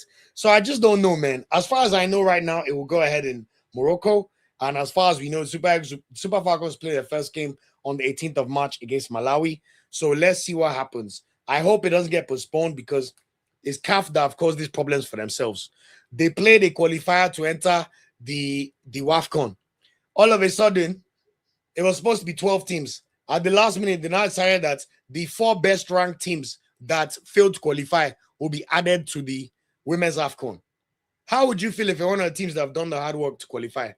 I think Cameroon one of the lucky teams as well. But that's when you see Motsepe doing this rubbish regional nonsense for the women's game. It makes no sense to me. So let's see what happens. But I agree with your concern. Something is not looking right when it comes to women's AFCON. But it needs to be played because positions need to be given for the World Cup in Brazil in 2027. Or maybe they cancel it in entirety and award the 4 best teams from last AFCON, which we know Nigeria was the winner. So we're one of the 4. And all 4 of us go into the World Cup. All I know is Nigeria must make that World Cup. And we'll be there by God's grace to watch the team in Brazil. Second question about the geopolitics. Brother, this is one that we need to keep a keen eye on, man. I don't want to get too much into it, but that is a great question, bro. At the moment, we know that the Super Eagles will play 2 friendlies in Jordan against Iran and the Jordan national team. But when you look at the geopolitical situation in the Middle East, I'm not sure our players will necessarily be going, especially because it's even Iran. There's even a world where Iran may withdraw from the World Cup. Obviously, don't get excited. They'll give the spots to an Asian Confederation team. But it's a very, very tricky time. In fact, I don't want to get too political, but this American World Cup, the way Trump just decided to bomb the whole world, all of a sudden we realized that international law was just a smokescreen to say, if you're not a big nation, you must do what we big nations say. Because the way these people just bomb everywhere. Look at the UK. The UK has already automatically turned to America's puppets. America say jump. They say how high. You know. But let's see. As far as we know right now, the games will go ahead. But of course, the situation is escalating every single day and with every passing hour. So let's see what happens with that game. Thank you. That was a brilliant question. Thank you. Aaron, yeah, like Aaron said, great question. Hey, shout out to namesakes talking to each other. I love that. Sheon said, I'm talking about the EPL officiating. Oh, I see what you mean. Are you just being salty because Chelsea didn't win? What are your complaints? I'd love to hear your complaints because if it's that so-called push, then now the story for the birds. Nobody pushed anybody. I shout out to you today for the kind words. Thank you so much. You said, I love watching your video. You should be good doing commentary. Thank you so much for the nice words. One of our community members said that to me in December before AFCON. I even messaged him that send me the link to learn where you do the commentary exams or like training. If someone knows where it is, please feel free to send it to me on olu@nigeriafootballweekly.com or any of our social media channels that you can see right here. You know, please contact me and let me know. But that's really flattering, and thank you so much for saying that. I really appreciate it. Okay, let's keep the show rolling. So, championship. We're done with the Premier League. Shout out to everybody. We'll get some comments as we end. Now in the championship, Frank Onyeka was in action yet again for Coventry as they won their 4th game in a row. They beat Stoke City by 2-1 on Saturday. Frank the Tank only played 55 minutes, but it's good because he played 90 minutes in the previous 3. So Coventry are top of the league. They're marching towards the Prem, and it would be nice to see Frank the Tank back in the Prem as soon as possible. Next up for him, he plays Bristol City away on Saturday, 4 p.m. As I'm about to say, Samuel, unfortunately, his team were trying to push for the playoff spots. They lost their last game last week, and now they've just had a very concerning 3-1 loss. They're currently losing by 3-1 after 76 minutes. Osai Samuel has been taken off the pitch, so it's not been a good game for Birmingham.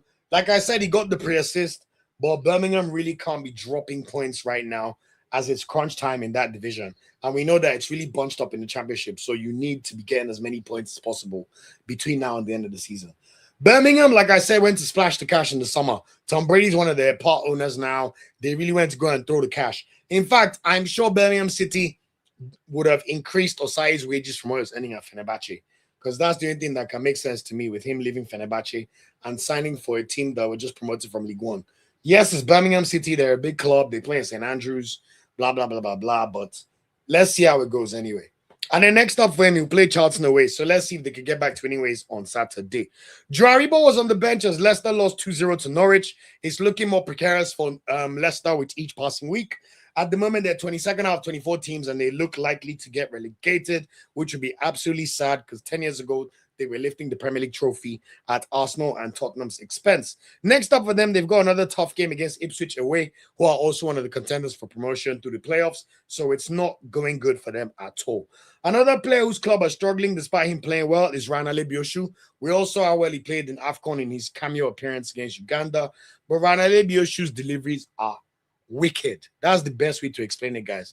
Go and watch Blackburn's highlights. The amount of times this guy puts in amazing balls into the box, and his teammates are just useless. No offense to them. Blackburn are now 20th in the league. They lost yet again 3-1 to Derby County. And next up for them, they play Portsmouth at home. Portsmouth, man, that is 2000s Premier League Barclays heritage, man. African heritage as well. Montari, Diop, Kanu, Taka, Benjamin Wariwari. Oh man, what a time. Anyway, that's it for the championship. I'm only bringing it up because you know why. These are the ones that are playing for Super Eagles. But by God's grace, all these players will move to the Premier League and we will stop calling up players from the championship out of respect for how big the Super Eagles is in Jesus' name. Now, Syria, Giftaba was suspended from that stupid red card that they gave him. Verona lost 2-1 to Napoli. It is so sad because Verona are going to get relegated. They are now 9 points off safety with 9 games to go. It's just so sad. Giftaba, you cannot play Serie B. Come back, score a few more goals. Let's reach 10 Serie A goals. You've shown enough quality that someone can pick you up within Serie A. Giftaba can play for Lazio. I know all the teams I've watched in Serie A. If I don't watch Serie A games on TV on TNT Sport every Sunday, best believe I'm watching the highlights. Serie A is probably my second favorite league to follow outside the Premier League. I absolutely love it. Now, when you look at some of the strikers a lot of these teams have, in my humble opinion, Giftaba could start for every team here except Inter Milan and except Napoli. Even Roma, they've got Daniel Marlin, who's playing exceptionally well for them. Giftaba has qualities to do work for them. Como are in 5th place. Giftaba could play for them. Even with those Juventus, Luis Openda and Jonathan David, no offense, Giftaba has better potential than them. And he has that X factor that they don't have. Remember that year Urban scored almost 30 goals. This guy can score free kicks outside the box, whack it from anywhere, header, low foot finishes, smashing into the box, being at the end of crosses, both heading and also low foot crosses. Yes, his temperament needs to work on, and he needs to work on his overall gameplay. Because Giftaba is also a player that takes some ridiculous effort sometimes. But the whole point is Giftaba should remain in Serie A. Go where you're loved. Even with your 7 goals, you're still in the top 4 top goal scorers in the league. So make sure you stay there and see what going on. Yes, he'll go back to Hoffenheim in the summer, as Taye has exceptionally said. But we already know that Hoffenheim want nothing to do with Giftaba. Although it's kind of crazy because Hoffenheim are on the verge of qualifying for the Champions League. Is there a world where they could forgive him and bring him back to the fold? I can't see it personally. But at the very least, he should remain in the top 5 league. And we'll see what happens to him for the rest of the season. Maduka Okoye, on the other hand, has just kept yet another clean sheet for Udinese. They beat Fiorentina by 3-0. Exceptional performance from Udinese yet again. They are literally the kings of playing games on Monday. I don't know why they always make them play every match on Monday. The good news for Maduka Okoye is he had no saves to make in this match. Fiorentina had 10 shots, 0 on target, while Udinese had 10 shots, 7 on target, and won the game comfortably by 3-0. Udinese are now up to 10th in the league, and they're a bit too far from the Champions League or European places to make a dent, but they're firmly mid-table, and they are 11 points away from relegation zone, so they have nothing to worry about. Good news for Maduka Okoye, still keeping clean sheets.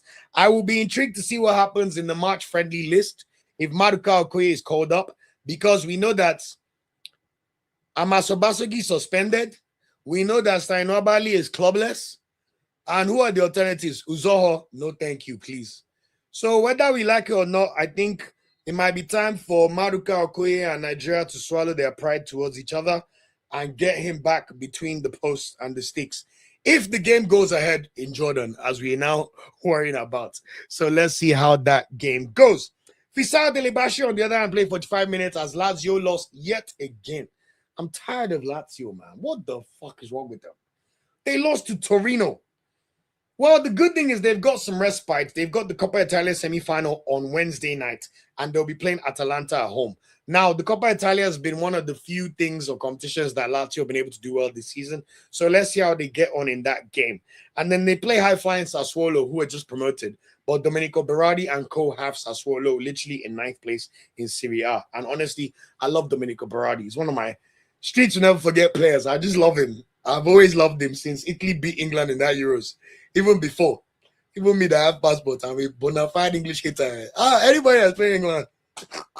If you're good and you can win, I did for you always, man. So shout out to you, Berardi. That's how I ever realized how much I love Federico Chiesa.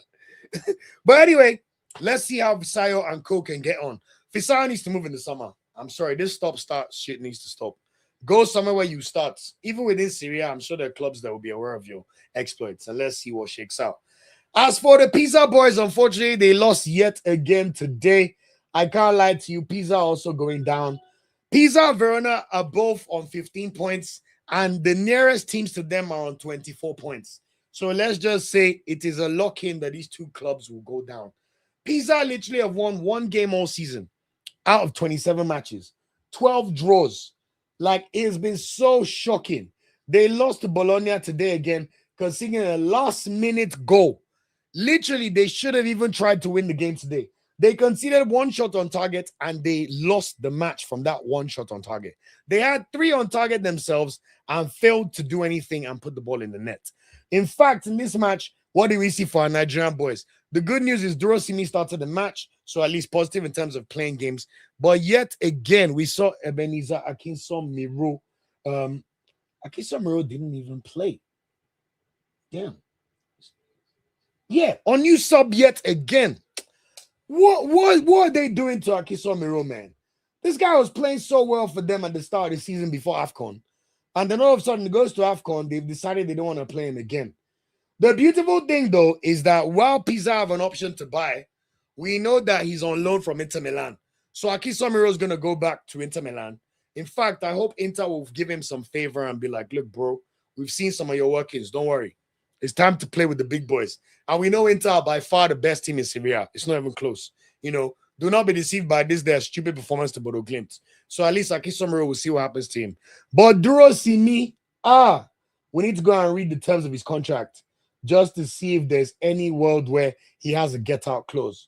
Because for him to have signed for Pisa, it's an interesting one. The good thing is that he signed to DW Sports Management. And I'm pretty sure that DW Sports Management, actually, I take that back. I was confusing them with another agency. He's basically their high-profile player. They have 3 players on their books, and Durosimi is by far the only one that makes any sense. Well, Durosimi, we'll see what happens to you in the summer if you end up having to play Serie B. But for you to go from playing Europa League games and doing well for Victoria Pilsen to getting relegated will not be good. I hope he has some relegation clause in his contract that allows him to leave in the summer or for them to cash out on him. But himself, he has to score more than 1 goal. You can't score 1 goal in your debut and fail to score in the last 5-6 games. Brother, fix up. Nobody begged you to go there, so you have to figure things out for yourself, and we'll see what happens. I like Charles. Charles said, why did Durosimi move to Pisa instead of Frankfurt? Question that need to be asked. This summer, after the World Cup, we need to do a deep dive on Nigerian players and their football agents. Too many of our players are not signed to the right agencies. But then look at the ones that are signed to the right agencies. You see the workings. Go and check Terem Moffi's agency. Look how he got this move to Porto. It's not a surprise. Even Lookman, thank God he got to Atletico. But go and look at the agents of a lot of our players. Go and check transfermarket.com. It's all there. And we can understand why this is the case. But I hope there's something that will shake out for him in the summer. In the summer, we'll see what happens. Charles says, I can't believe how much problems Trust because does this World Cup. Honestly, I'm even intrigued about how this World Cup is going to go. But one thing I know about football fans, once the football starts, everyone's going to have a good time. Although it's easier said than done because at least Qatar's a football nation. I'm not sure if we know America, they're not the biggest football nation. USA have an easy group, but if I'm not mistaken, June is when the NBA finals are on. I think also the World Series.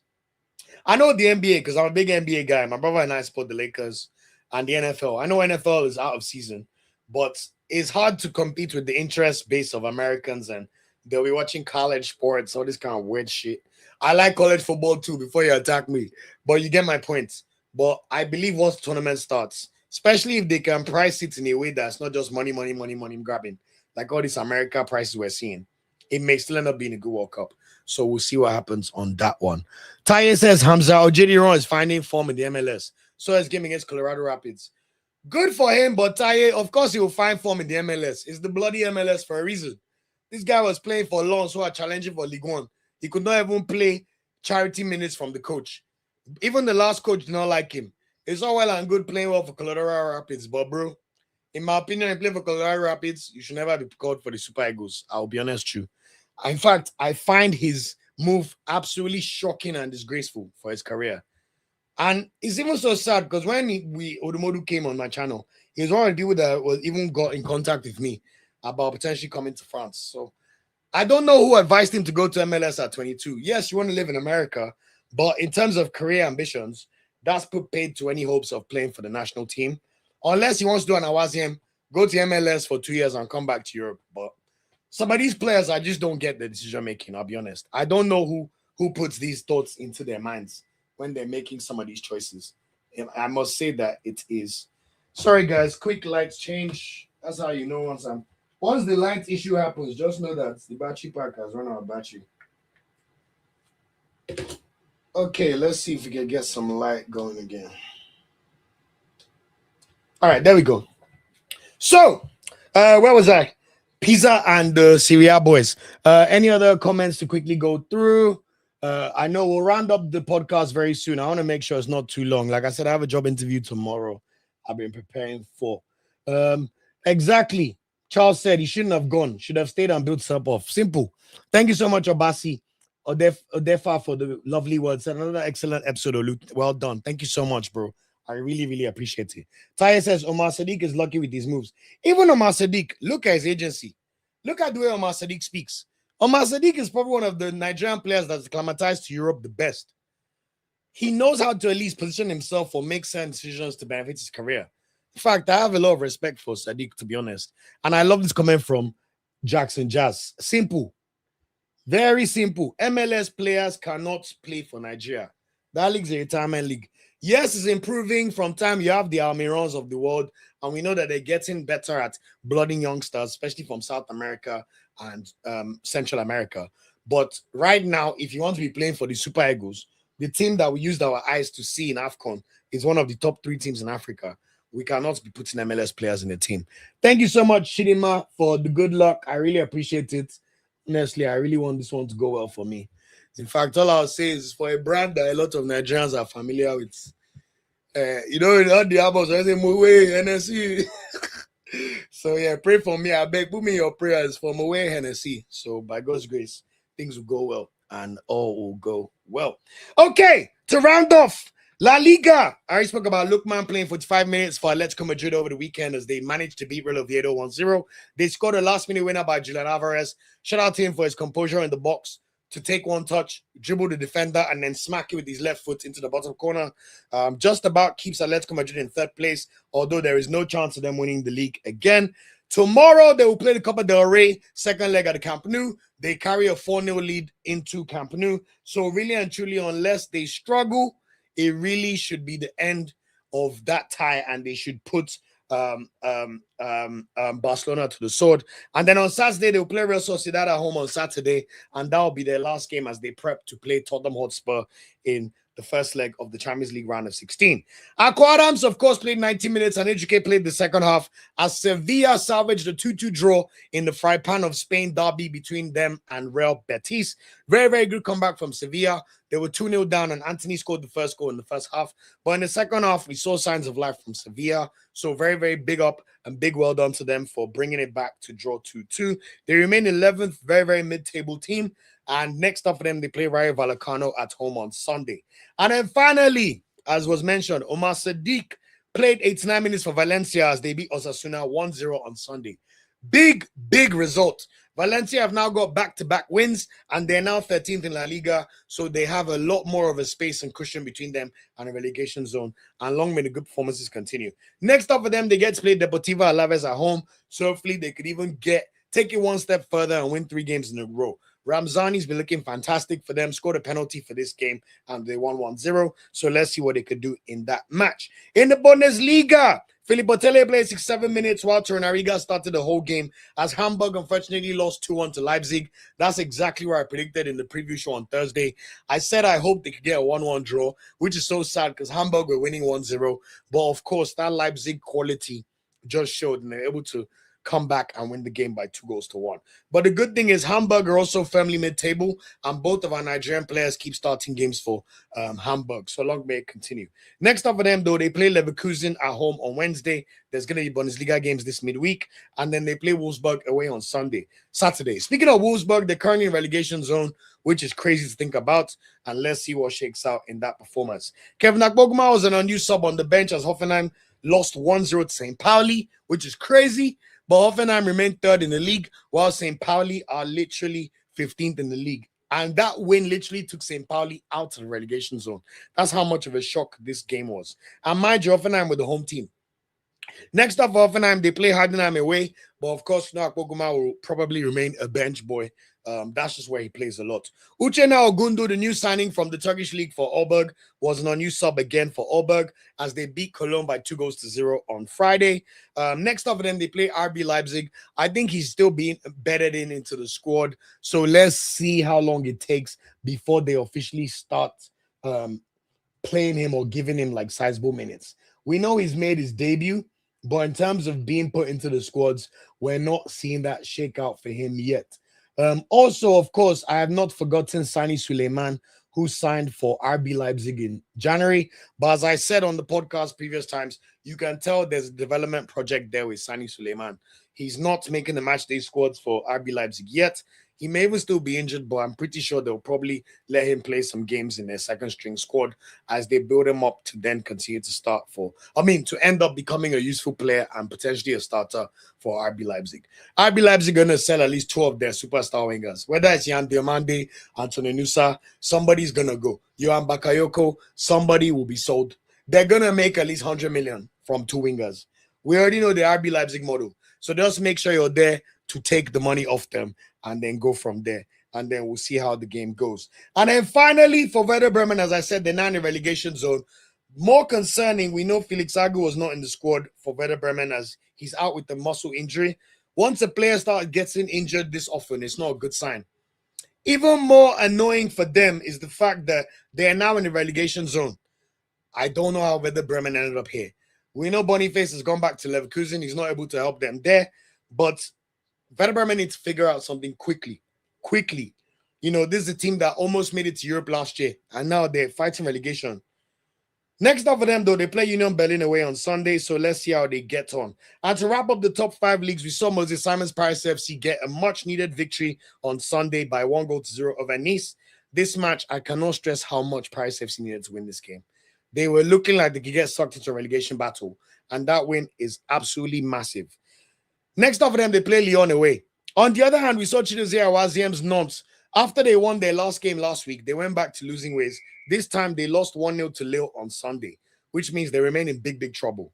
The good news for them is the next game is at home against Angers, and let's see if Chidozie Awaziem can help them to finally get back to winning ways because their position is looking very delicate in terms of escaping the relegation zone. And finally, we saw Tochukwu Nadi finally make his debut for Marseille, guys. Finally! Yes, he came on his stoppage time and played 3 charity minutes. But still, he won number 6 and he entered the pitch at the Stade Velodrome as Marseille mounted an exceptional comeback against Lyon. Lyon win this game 2-1. Currently, Tolizo scored 2 excellent goals. Hendrick looked fantastic, but the Marseille comeback was really impressive, it must be said. You know, with 10 minutes to go, they were losing 2-1. If you see the fantastic finish from Aubameyang, the first one, he takes in a cross. First time, bangs it into the bottom corner of the net.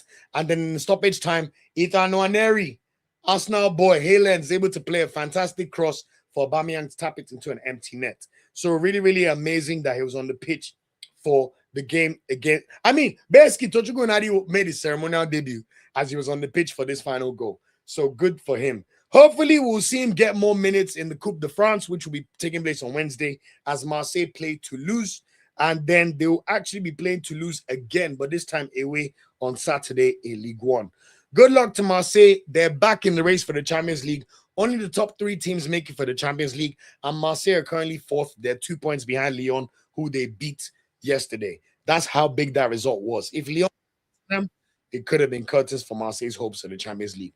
And when you look at Marseille's scattergun transfer window approach, they need the Champions League more than a lot of teams. Let's just leave it at that. So that's it for the top 5 leagues. Just before I continue, let me go through the comments. Thank you guys so much for the kind words and the good luck. I really appreciate it, guys. Thank you so much, Aaron, for the well wishes. Thanks so much, Ty, for the well wishes. Thank you so much, guys. I really appreciate it. Charles as well. Wish you success in your interview. Thank you guys so much. I appreciate you guys so much. Aaron says, I think Suleiman will be there, next big star. I think so too. I think he'll get there. Leipzig don't really make too many mistakes in the transfer market. So let's see what happens. And I do agree that Diomande is going to Madrid or some other big team. In fact, if you're one of those Prem big boys, I think you should be clever and snap Diomande now. Diomande already has 9 goals in the Bundesliga and I think 6 assists. This is a player that is on course to get 10 goals and 10 assists as a winger. And he went to AFCON, by the way. So whoever gets Diomande. In fact, Arsenal, go and sign Diomande. Since you refuse to sign Semenyo, go and sign the next best thing, please. Let's get it cracking. And shout out to Latif. He says, Egbon Olu, how true is Justin Njima's pledge to adorn Super Eagles jersey? Fake news. Justin Njima is not Super Eagles quality. He may get there, but the truth of the matter is Justin Njima needs Nigeria more than Nigeria needs him. He plays for Werder Bremen, who are in the relegation zone. He has never scored up to 10 goals in a season in his career, and he's not a player, frankly, we should be looking at. This is a player that until he does something amazing, I don't want to hear his name for the Super Eagles. Do not be moved by name. Look at his actual evidence and what he has produced on the pitch. He should not become Super Eagles, not right now. At all. Thanks for that comment. Okay, to end up with the player reviews, Zedu Sanusi, of course, played 90 minutes. Good to see Zedu starting games again for Porto. And, of course, Terem Moffi scored his first goal for Porto as they beat Aruca 3-1 on Friday. Very, very fantastic goal for Terem Moffi. I'm really, really excited and happy for him. Next up for them, they play Sporting Lisbon away tomorrow in the Portuguese Cup. So that should be a big game at 9:45 p.m. tomorrow. And then they play Benfica away on Sunday. That's going to be a big one. That's one of the big derbies in Portugal. Benfica versus Porto. The irony of life is even though Benfica are on course to be third in the league, they are still unbeaten in the Portuguese league because they've drawn so many games. So Benfica can basically play bridesmaid. Can they stop? Think good things happen for Porto? We shall see. So look out for that game and let's see how it ends. Next up, Omar Abubakar, who plays for Famalicão, who are currently 6th in the Portuguese league. He played 81 minutes. Famalicão beat Casapia 2-1 on Monday. And then he played 60 minutes yesterday as they drew against Rio Ave yesterday 0-0. But they're 6th in the league, which is impressive for a club of Famalicão's size. So let's see if they can somehow sneak into Europe by maybe getting to 3rd or 4th place. Next up for them, they play Aruca at home on Friday. And Isaac James, potential left back for the Super Eagles. Thankfully, he was back to starting games for Alverca. He started in a 1-1 draw against Vitória Guimarães on Saturday. And next up, he will play against AFC Football SAD at home on Saturday. In Belgium, Onyedika was in action for Club Brugge. Obviously, he was suspended in the Champions League, so he did not play last week in the Champions League. But he was back in action in the league, starting as Bruges beat Sporting Charleroi 2-1 on Sunday. Of course, Charleroi is the club that reignited Osimhen's career, so we'll forever be grateful to Charleroi, and let's see how things go. Next up for Onyedika and Bruges, they play Anderlecht at home as they tried to mount a title challenge against Union Saint-Gilloise before Union Saint-Gilloise run away with the title. So let's see how that goes. I already spoke about Yira Sor's exploits for Genk. First in the Europa League on Thursday as they marched on to the round of 16 after a 5-3 aggregate victory over Dynamo Zagreb. And over the weekend, we saw him score the final goal as they thrashed Genk by 3-0. The second goal scorer in that game was actually a Belgian-Nigerian. Why did I say Belgian first? A Nigerian-Belgian. Noah Didier Steinberg. I think at the moment he wants to play for Belgium, but want to monitor anyway. And we also have a Nigerian defender, Mujahid Sadiq, who could have played for Spain, but he's now almost 30 and washed. So it is what it is. But the good news for Genk is next up for them, they go away to play Union Saint-Gilloise, who are the table toppers in Belgium. So can we see Yira Sor do Rafael Yedika's Club Brugge a favor? Time shall tell. And finally, we saw Chibuike Nwaiwu play 90 minutes, but which Leuven got thrashed 5-1 by Anderlecht on Saturday. We're still looking for when Benjamin Frederick gets back to action for FC Videnda. We continue to check for that and we'll monitor because we need to see Benjamin Frederick back sooner rather than later, guys. Honestly, we do. Turkish League, I already spoke about Osimhen's goal and assist for Galatasaray and the 3-1 win over Alanyaspor on Saturday. Next up for them, they play the exact same opponent, Alanyaspor, tomorrow, but in the Turkish Cup. They've already pretty much qualified for the semifinals, but they have one last group stage game. Honestly, the Turkish Cup, group stage thing is so funny. Go and Google Turkish Cup Wiki. It's so hilarious. And then they go away to play another Istanbul giant in the form of Besiktas. So we're going to see Wilfred Ndidi's Besiktas host Galatasaray on Sunday in the Turkish league. Can Besiktas, while being fourth, spoil the party for Galatasaray? Time shall tell.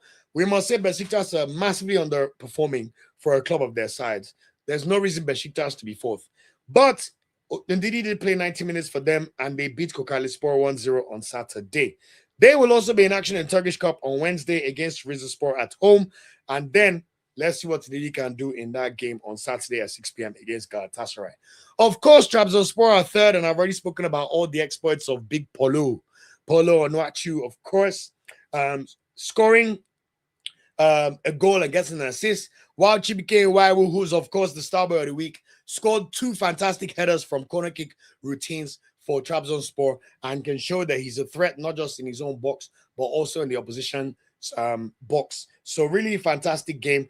Nwakeme also came on for 17 minutes in this match. So all the Nigerians ate and played well in this game.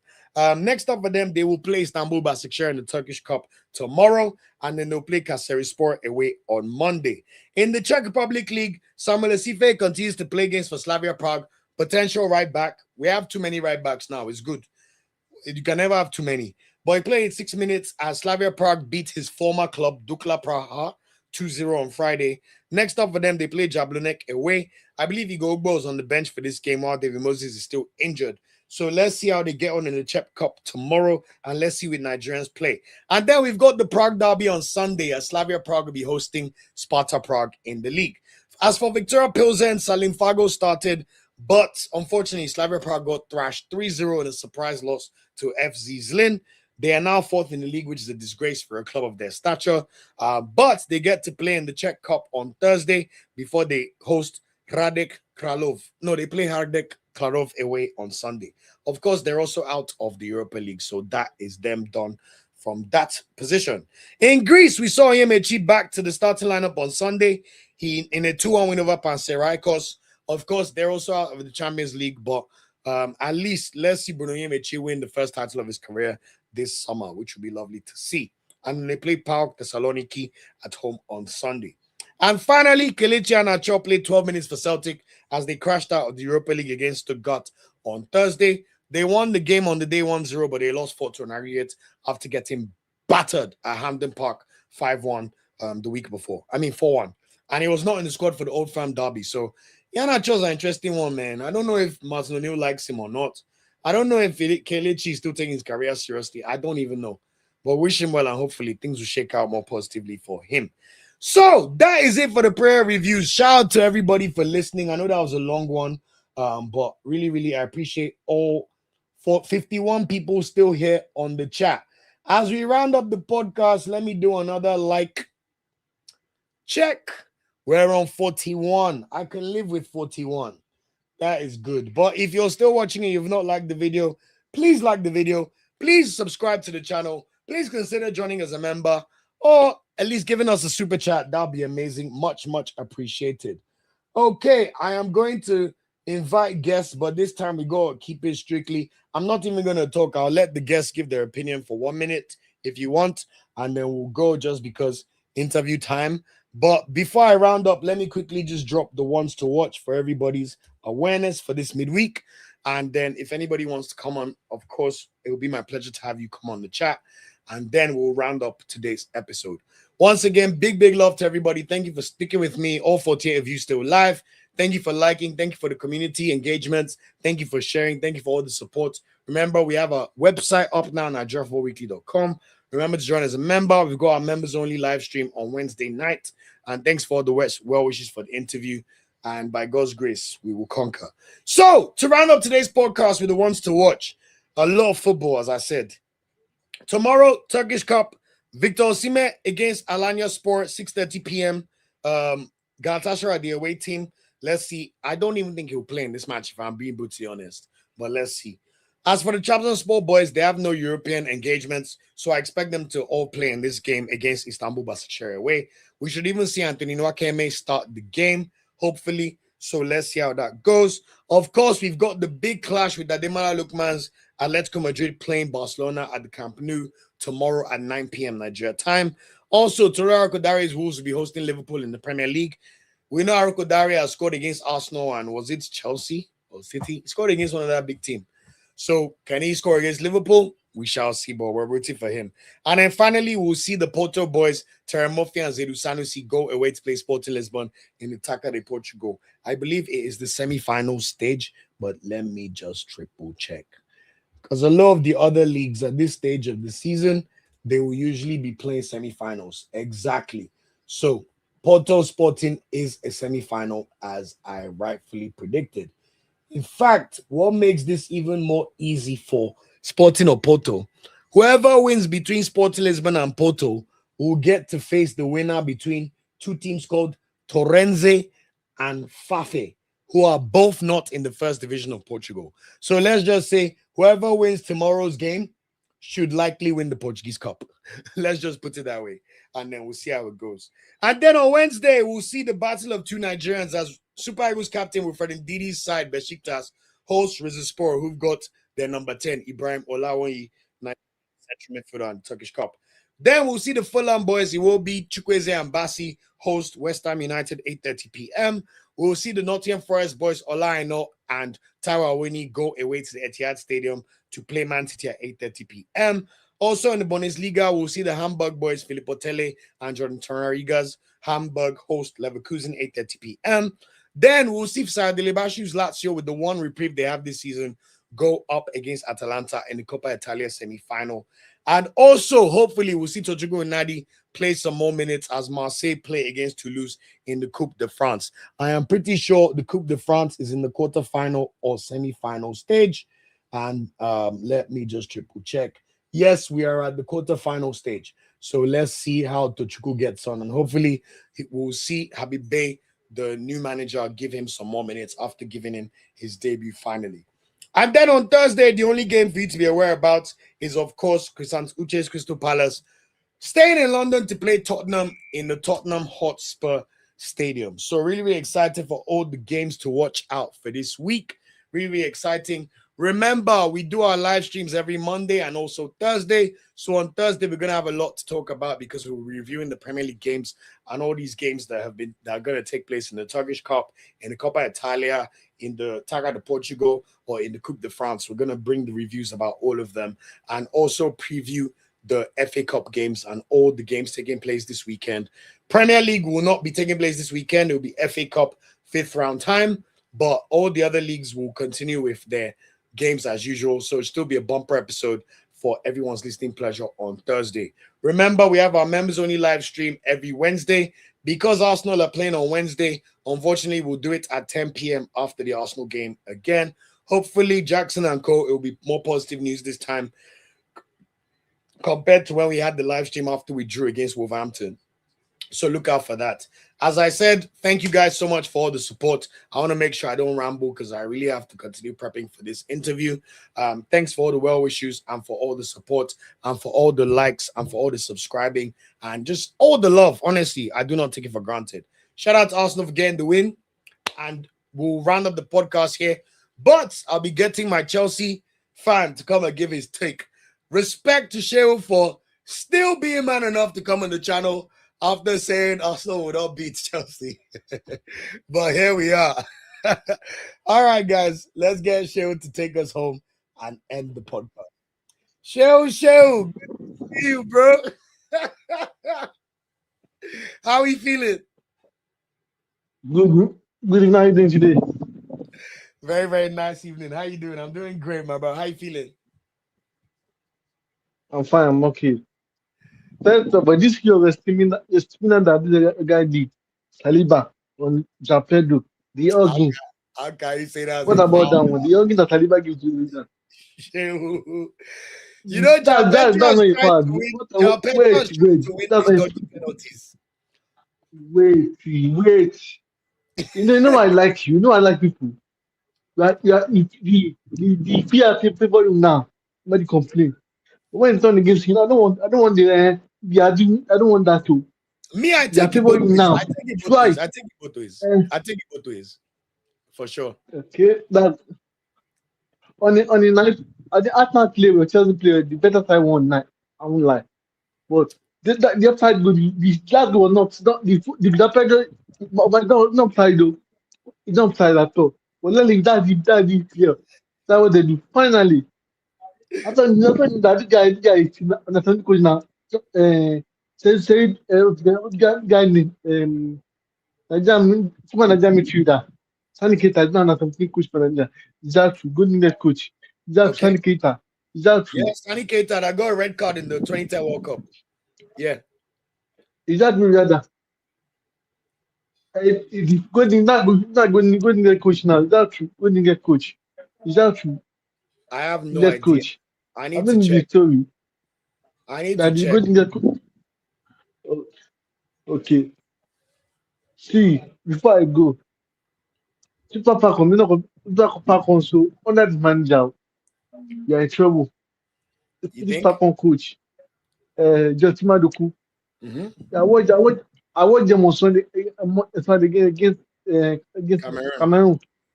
No pattern, no style of ball, just kick and follow, boom. Just kick and follow, no pattern, no. I feel for AFCON because that country, that our group is very, very funny. Malawi, Egypt, and Zambia, right? They're very good though. But of the AFCON World Cup, sha. See you on Thursday for next show. Stay blessed. Thank you so One love. much, Shehu. God bless you. Thank you so much. Just before, I appreciate Shehu for being honest enough So you about can hear me. Arsenal playing better as well. That's really honest from him. Don't worry, Jackson, I can see you. We'll let you end round of the pod now. Olumide Adegbite, shout out to you, Olumide, man. World Cup brother, forget this World Cup, man. Like, trust me, NFF have swindled on Nigerians. We're not going to any World Cup. I think we've beaten this dead horse enough. Forget that one. We keep it moving, bro. It's a shame NFF have used that one as distraction, but I'm telling you that, bro. It was never gonna happen. They literally just wanted to deceive all of us. That's genuinely what I feel. Anyway, Jackson, let's get Jackson to give his thoughts and then we'll end the show. Thank you guys so much for today. How's it going, Hi, Jackson? Olu. Good to see you. I'm good. How you doing? Can you hear me? Yeah, I can hear you loud and clear. Don't worry, Olumide said, make I Okay. forget. Bro, forget it. I'm telling you, So NFF are swinging Nigerians. Forget this World Cup. if NFF can, if the girls, I want to even ask one question quickly. Is it the same coach that won the 10th trophy for us, for the female, that took them to this Cameroon game, or a new coach? Yeah. It's him. It's still Madugu. That's why I wanted If it's to the same, provide the... Sorry? if it's the same coach, we were lucky that those girls won those tournaments because they played for themselves. The tactics did not work. So hopefully we might just go for this Nations Cup and see how we qualify for semi-final. That's the best hope we can get so that we can make World Cup slot. That's why I caveated when I said, look, the last AFCON, we did not start well. First of all, we know the NFF are not helping Madugu or the team. But I remember watching all the games in last AFCON, and we played better with each game. Madugu even improved his own tactical plan with each game. And at the end of the day, he's a champion. He even beats Morocco 3-2 in Moroccan soil after we're losing the first half 2-0. So while I understand that he has his moments where he can look incompetent, we have to give him the benefit of the doubt for winning. And he won well. You know, he should have been the coach of the year. So that's all I'm trying to say. And I know people are talking about this Cameroon performance, but that's why I wanted to bring out all my caveats. That was only the third game the Super Falcons have played since they played the last AFCON in July. NFF are literally sabotaging them. They played 2 games against Benin, and Cameroon on Saturday was their 3rd match. So how can we expect magic? And then he's trying to bloody new people so that he can refresh the squad. Oshola has gone. And even the highlights I watched, we still had 2 or 3 chances that we could have easily scored. So I just think while they may not have played anything, it is too quick for us to profess judgment, so to speak, because NFF but have done too much nonsense for them, in my opinion. One thing that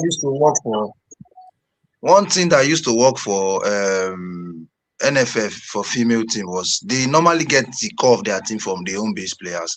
But right now they are over relying on um, they are over relying on the foreign based players that don't see each other, because when they used to get girls from the Edo Queens, the Delta Queens, at least they could build a core team first, then bring foreigners to join them to give them experience. But right now, they want to go the route of the male team, and for a female team, I think understanding works better, because every female footballer in Nigeria is as much skillful as everyone abroad. So everybody wants to come and prove a point. But if you start with the home base player, it will be better than you bring in the foreigners to join them. At least 24 squad, you start blooding new girls that know each other, play as a team, then bring foreigners to join them like the Alozis and the I rest. have So one, it I makes have it one that way. pushback. I have one pushback on that, Jackson. Is it not just a consequence of the rise of women's football? Women's football has risen in the past 6 years more than it has in the entire history of women's football combined. Now we're Yeah, seeing players playing in the NWSL, in the WSL, and naturally we have to admit that by nature of Nigeria having the best talent on the continent, is only they natural. will not stay long. In fact, compared to the men's team, we have too many players playing for the best sides in the women's game. Echegini and Ajibade are PSG. We have Unadozie in WSL.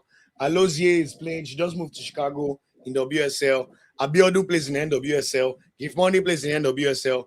It's almost as if it was the men's team equivalent, it would be as if we have 10 players playing in Premier League and 3 playing for Atletico, Barcelona, and Madrid.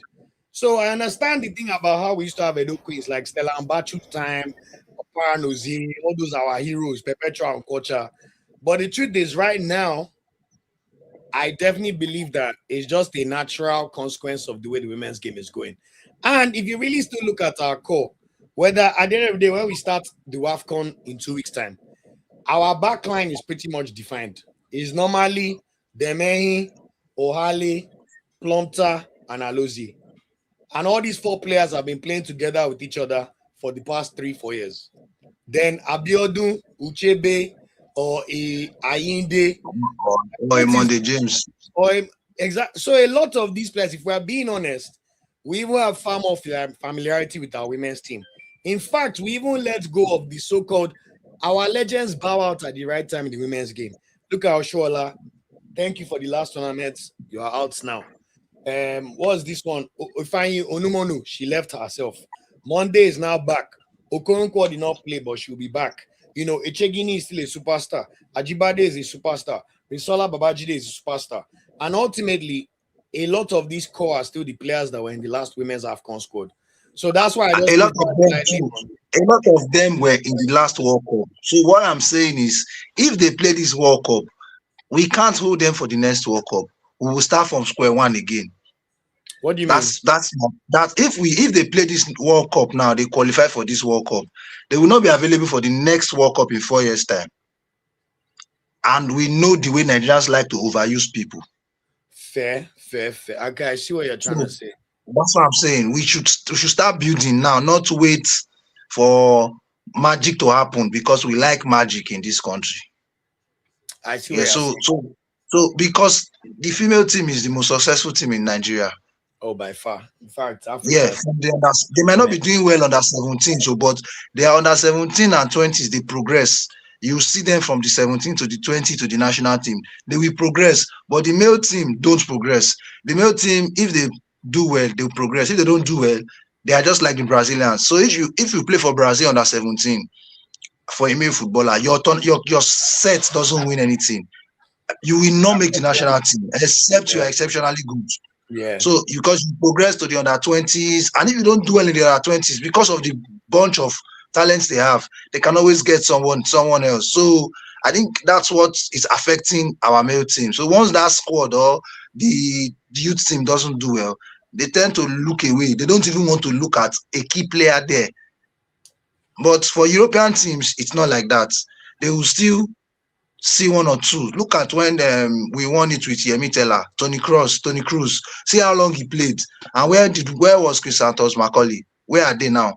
We don't know the team. Although to be fair though, Jackson, very few players from under 17 World Cups ever make it. No matter the Even that Germany team, apart from Cruz, maybe one other, you know. So, but I understand what you're saying about the point, and I think that's also a great point that ties back to what we're saying about the way our football ecosystem is run. We now have a situation whereby our academies, their job is to sell players for profit straight out of Nigeria. Out Forget of the yes, out of the country. so that under 17 loop is gone. But the truth of the matter is, when I still look at our talent pool in Europe, like I said when I did that 2030 look, apart from central attacking midfielders, Nigeria, we still have talents. We're still developing these guys at a rate. But why I agree with you is, are we getting talent at the same exciting level of Osimhen, Chukwueze? Maybe not. But on the other hand, we've seen Sani Suleiman from the under 20 squad get tapped up by RB Leipzig. Even Salim Fago, that people complain about going to AFCON, he's playing for Victoria Pilsen.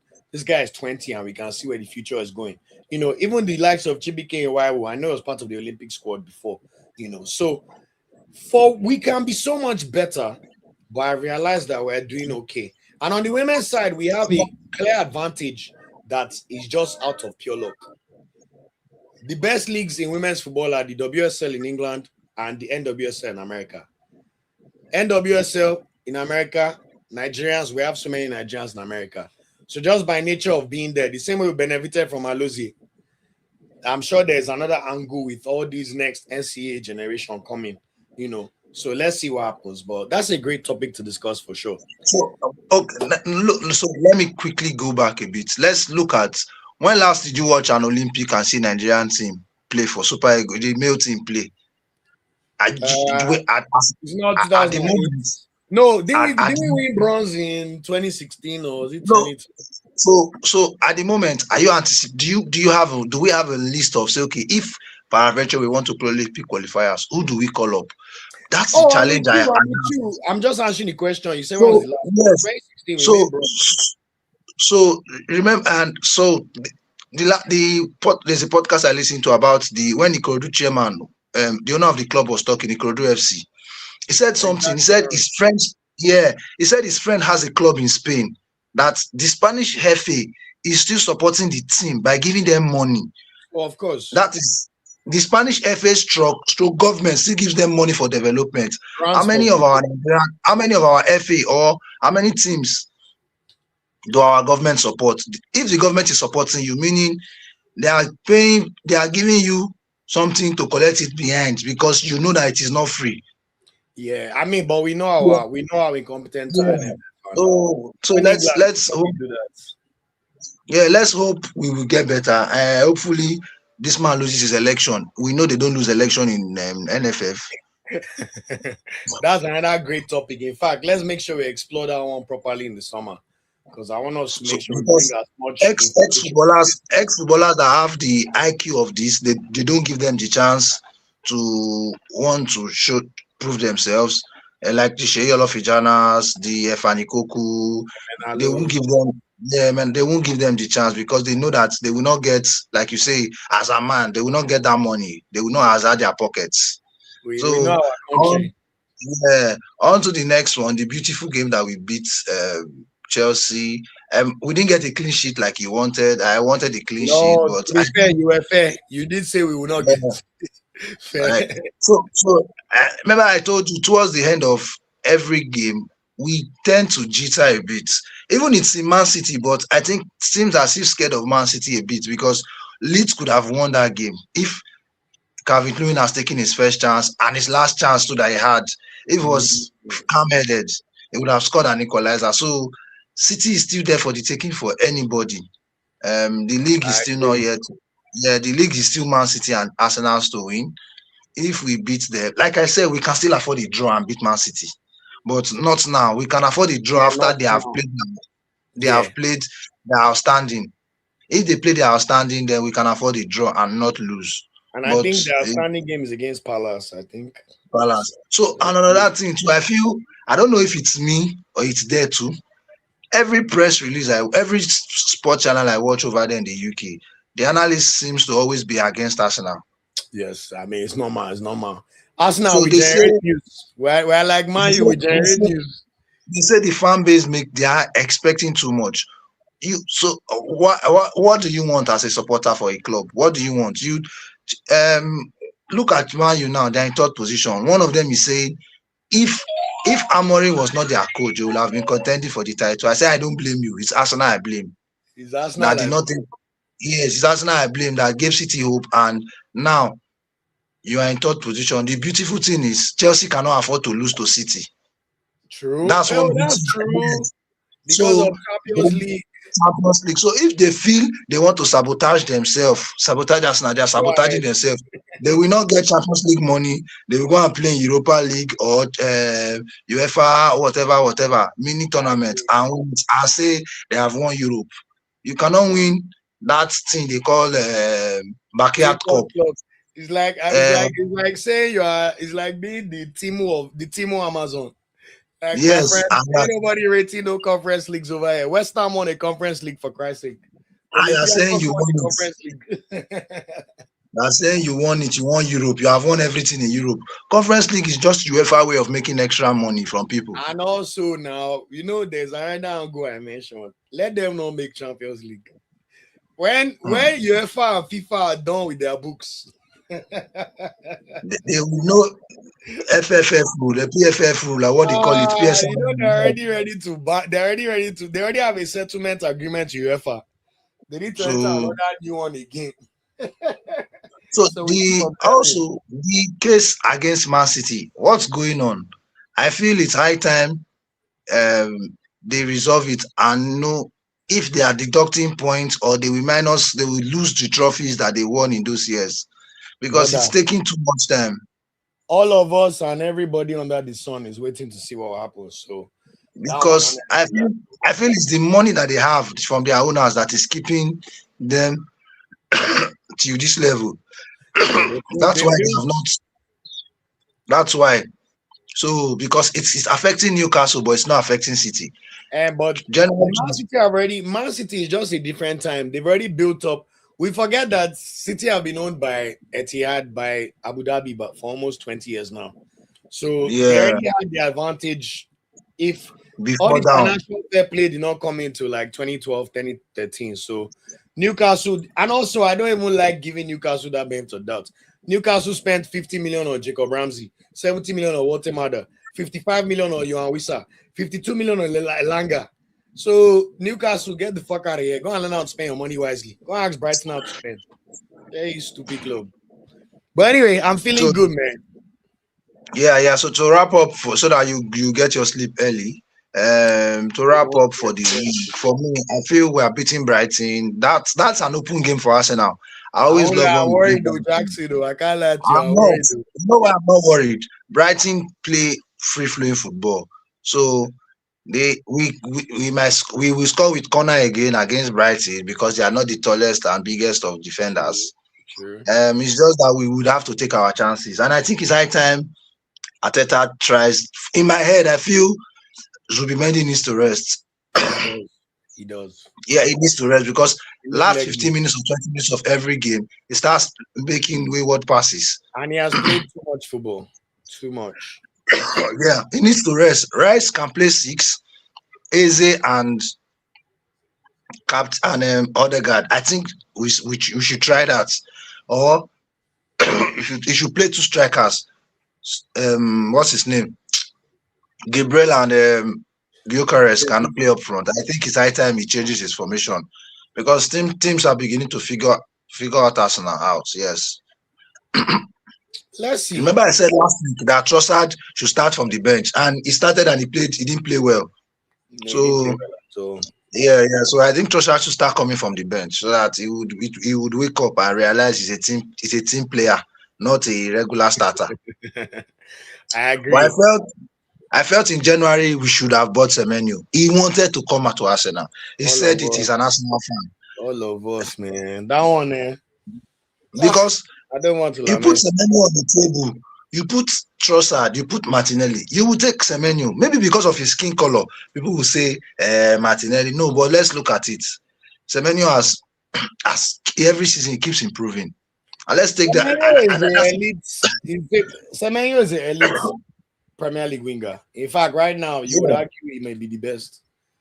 So There's not much And himself, kudos, right? The Ghanaian player in Tottenham was supposed to have come to Arsenal. He was feeling he didn't want to be a team player. He wanted to start. Do you want to start over Saka? God serves him right. Tottenham should get to relegation. Tottenham should get relegated. Kudos should grow some sense that next time when Arsenal calls for you, you will open your arms and come to Arsenal willingly. Abby. Well, Yes. I guess we can't cry over spilled milk, but we'll see how we get on in summer. And of course, Thursday. In fact, Wednesday, we'll do our members only. And then by God's grace, we'll be celebrating victory instead of lamenting. Yes, instead of a draw again. I appreciate it. So we'll definitely catch up on Wednesday. Do you have any final thoughts just before I let you go? So final thoughts. You remember? I don't know if you watched that the mini podcast I sent. I like better sports. I watched it. Yeah. So remember, he said something that struck me. He said NFF puts that list out to want to blackmail Chair Eric Shell because he said that list is not new. That everybody has a contract, so it's not a new thing. They had it before. They just wanted to bring it out to feel like the man is demanding too much because he did a breakdown and he said if you pay somebody $10,000 and somebody 50, his backroom staff should be collecting more than his PA. Exactly. And those are not too much to ask for. He said it when he said there's no when on the list projector. He said that's true that there's no projector. 2 minutes, please. I need to. Yes, 2 minutes. So I think basically NFF we need to give the coach all the support we can and let's see how it goes. But kudos on Wednesday we'll do better. Maybe we'll have more people in our life.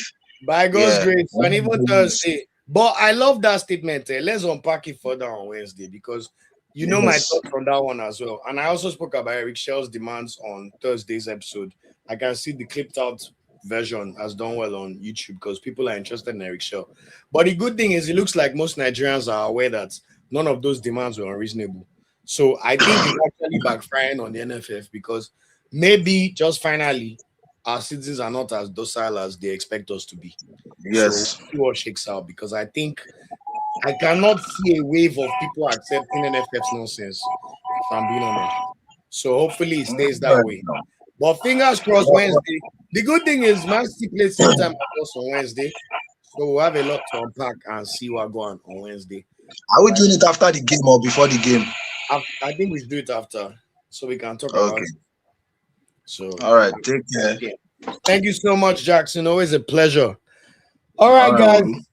I'm so sorry for Snappy. I would usually go on for another 10-20 minutes, but I really have to try and get this my daily bread again, until we can live off Nigeria Football Weekly.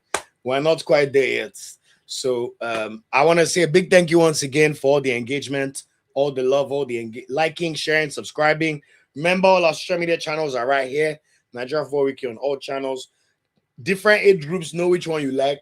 You can also watch it as an audio podcast on Spotify, Apple Podcasts, Amazon Music, Audio Mac. It's everywhere. Check out the website, nigeriafootballweekly.com. I should be updating that later this week as well. I'll see you guys on Wednesday for the members only live stream if you join as a member. And of course, on Thursday, we'll be regrouping on all the games that will take place during this week. Much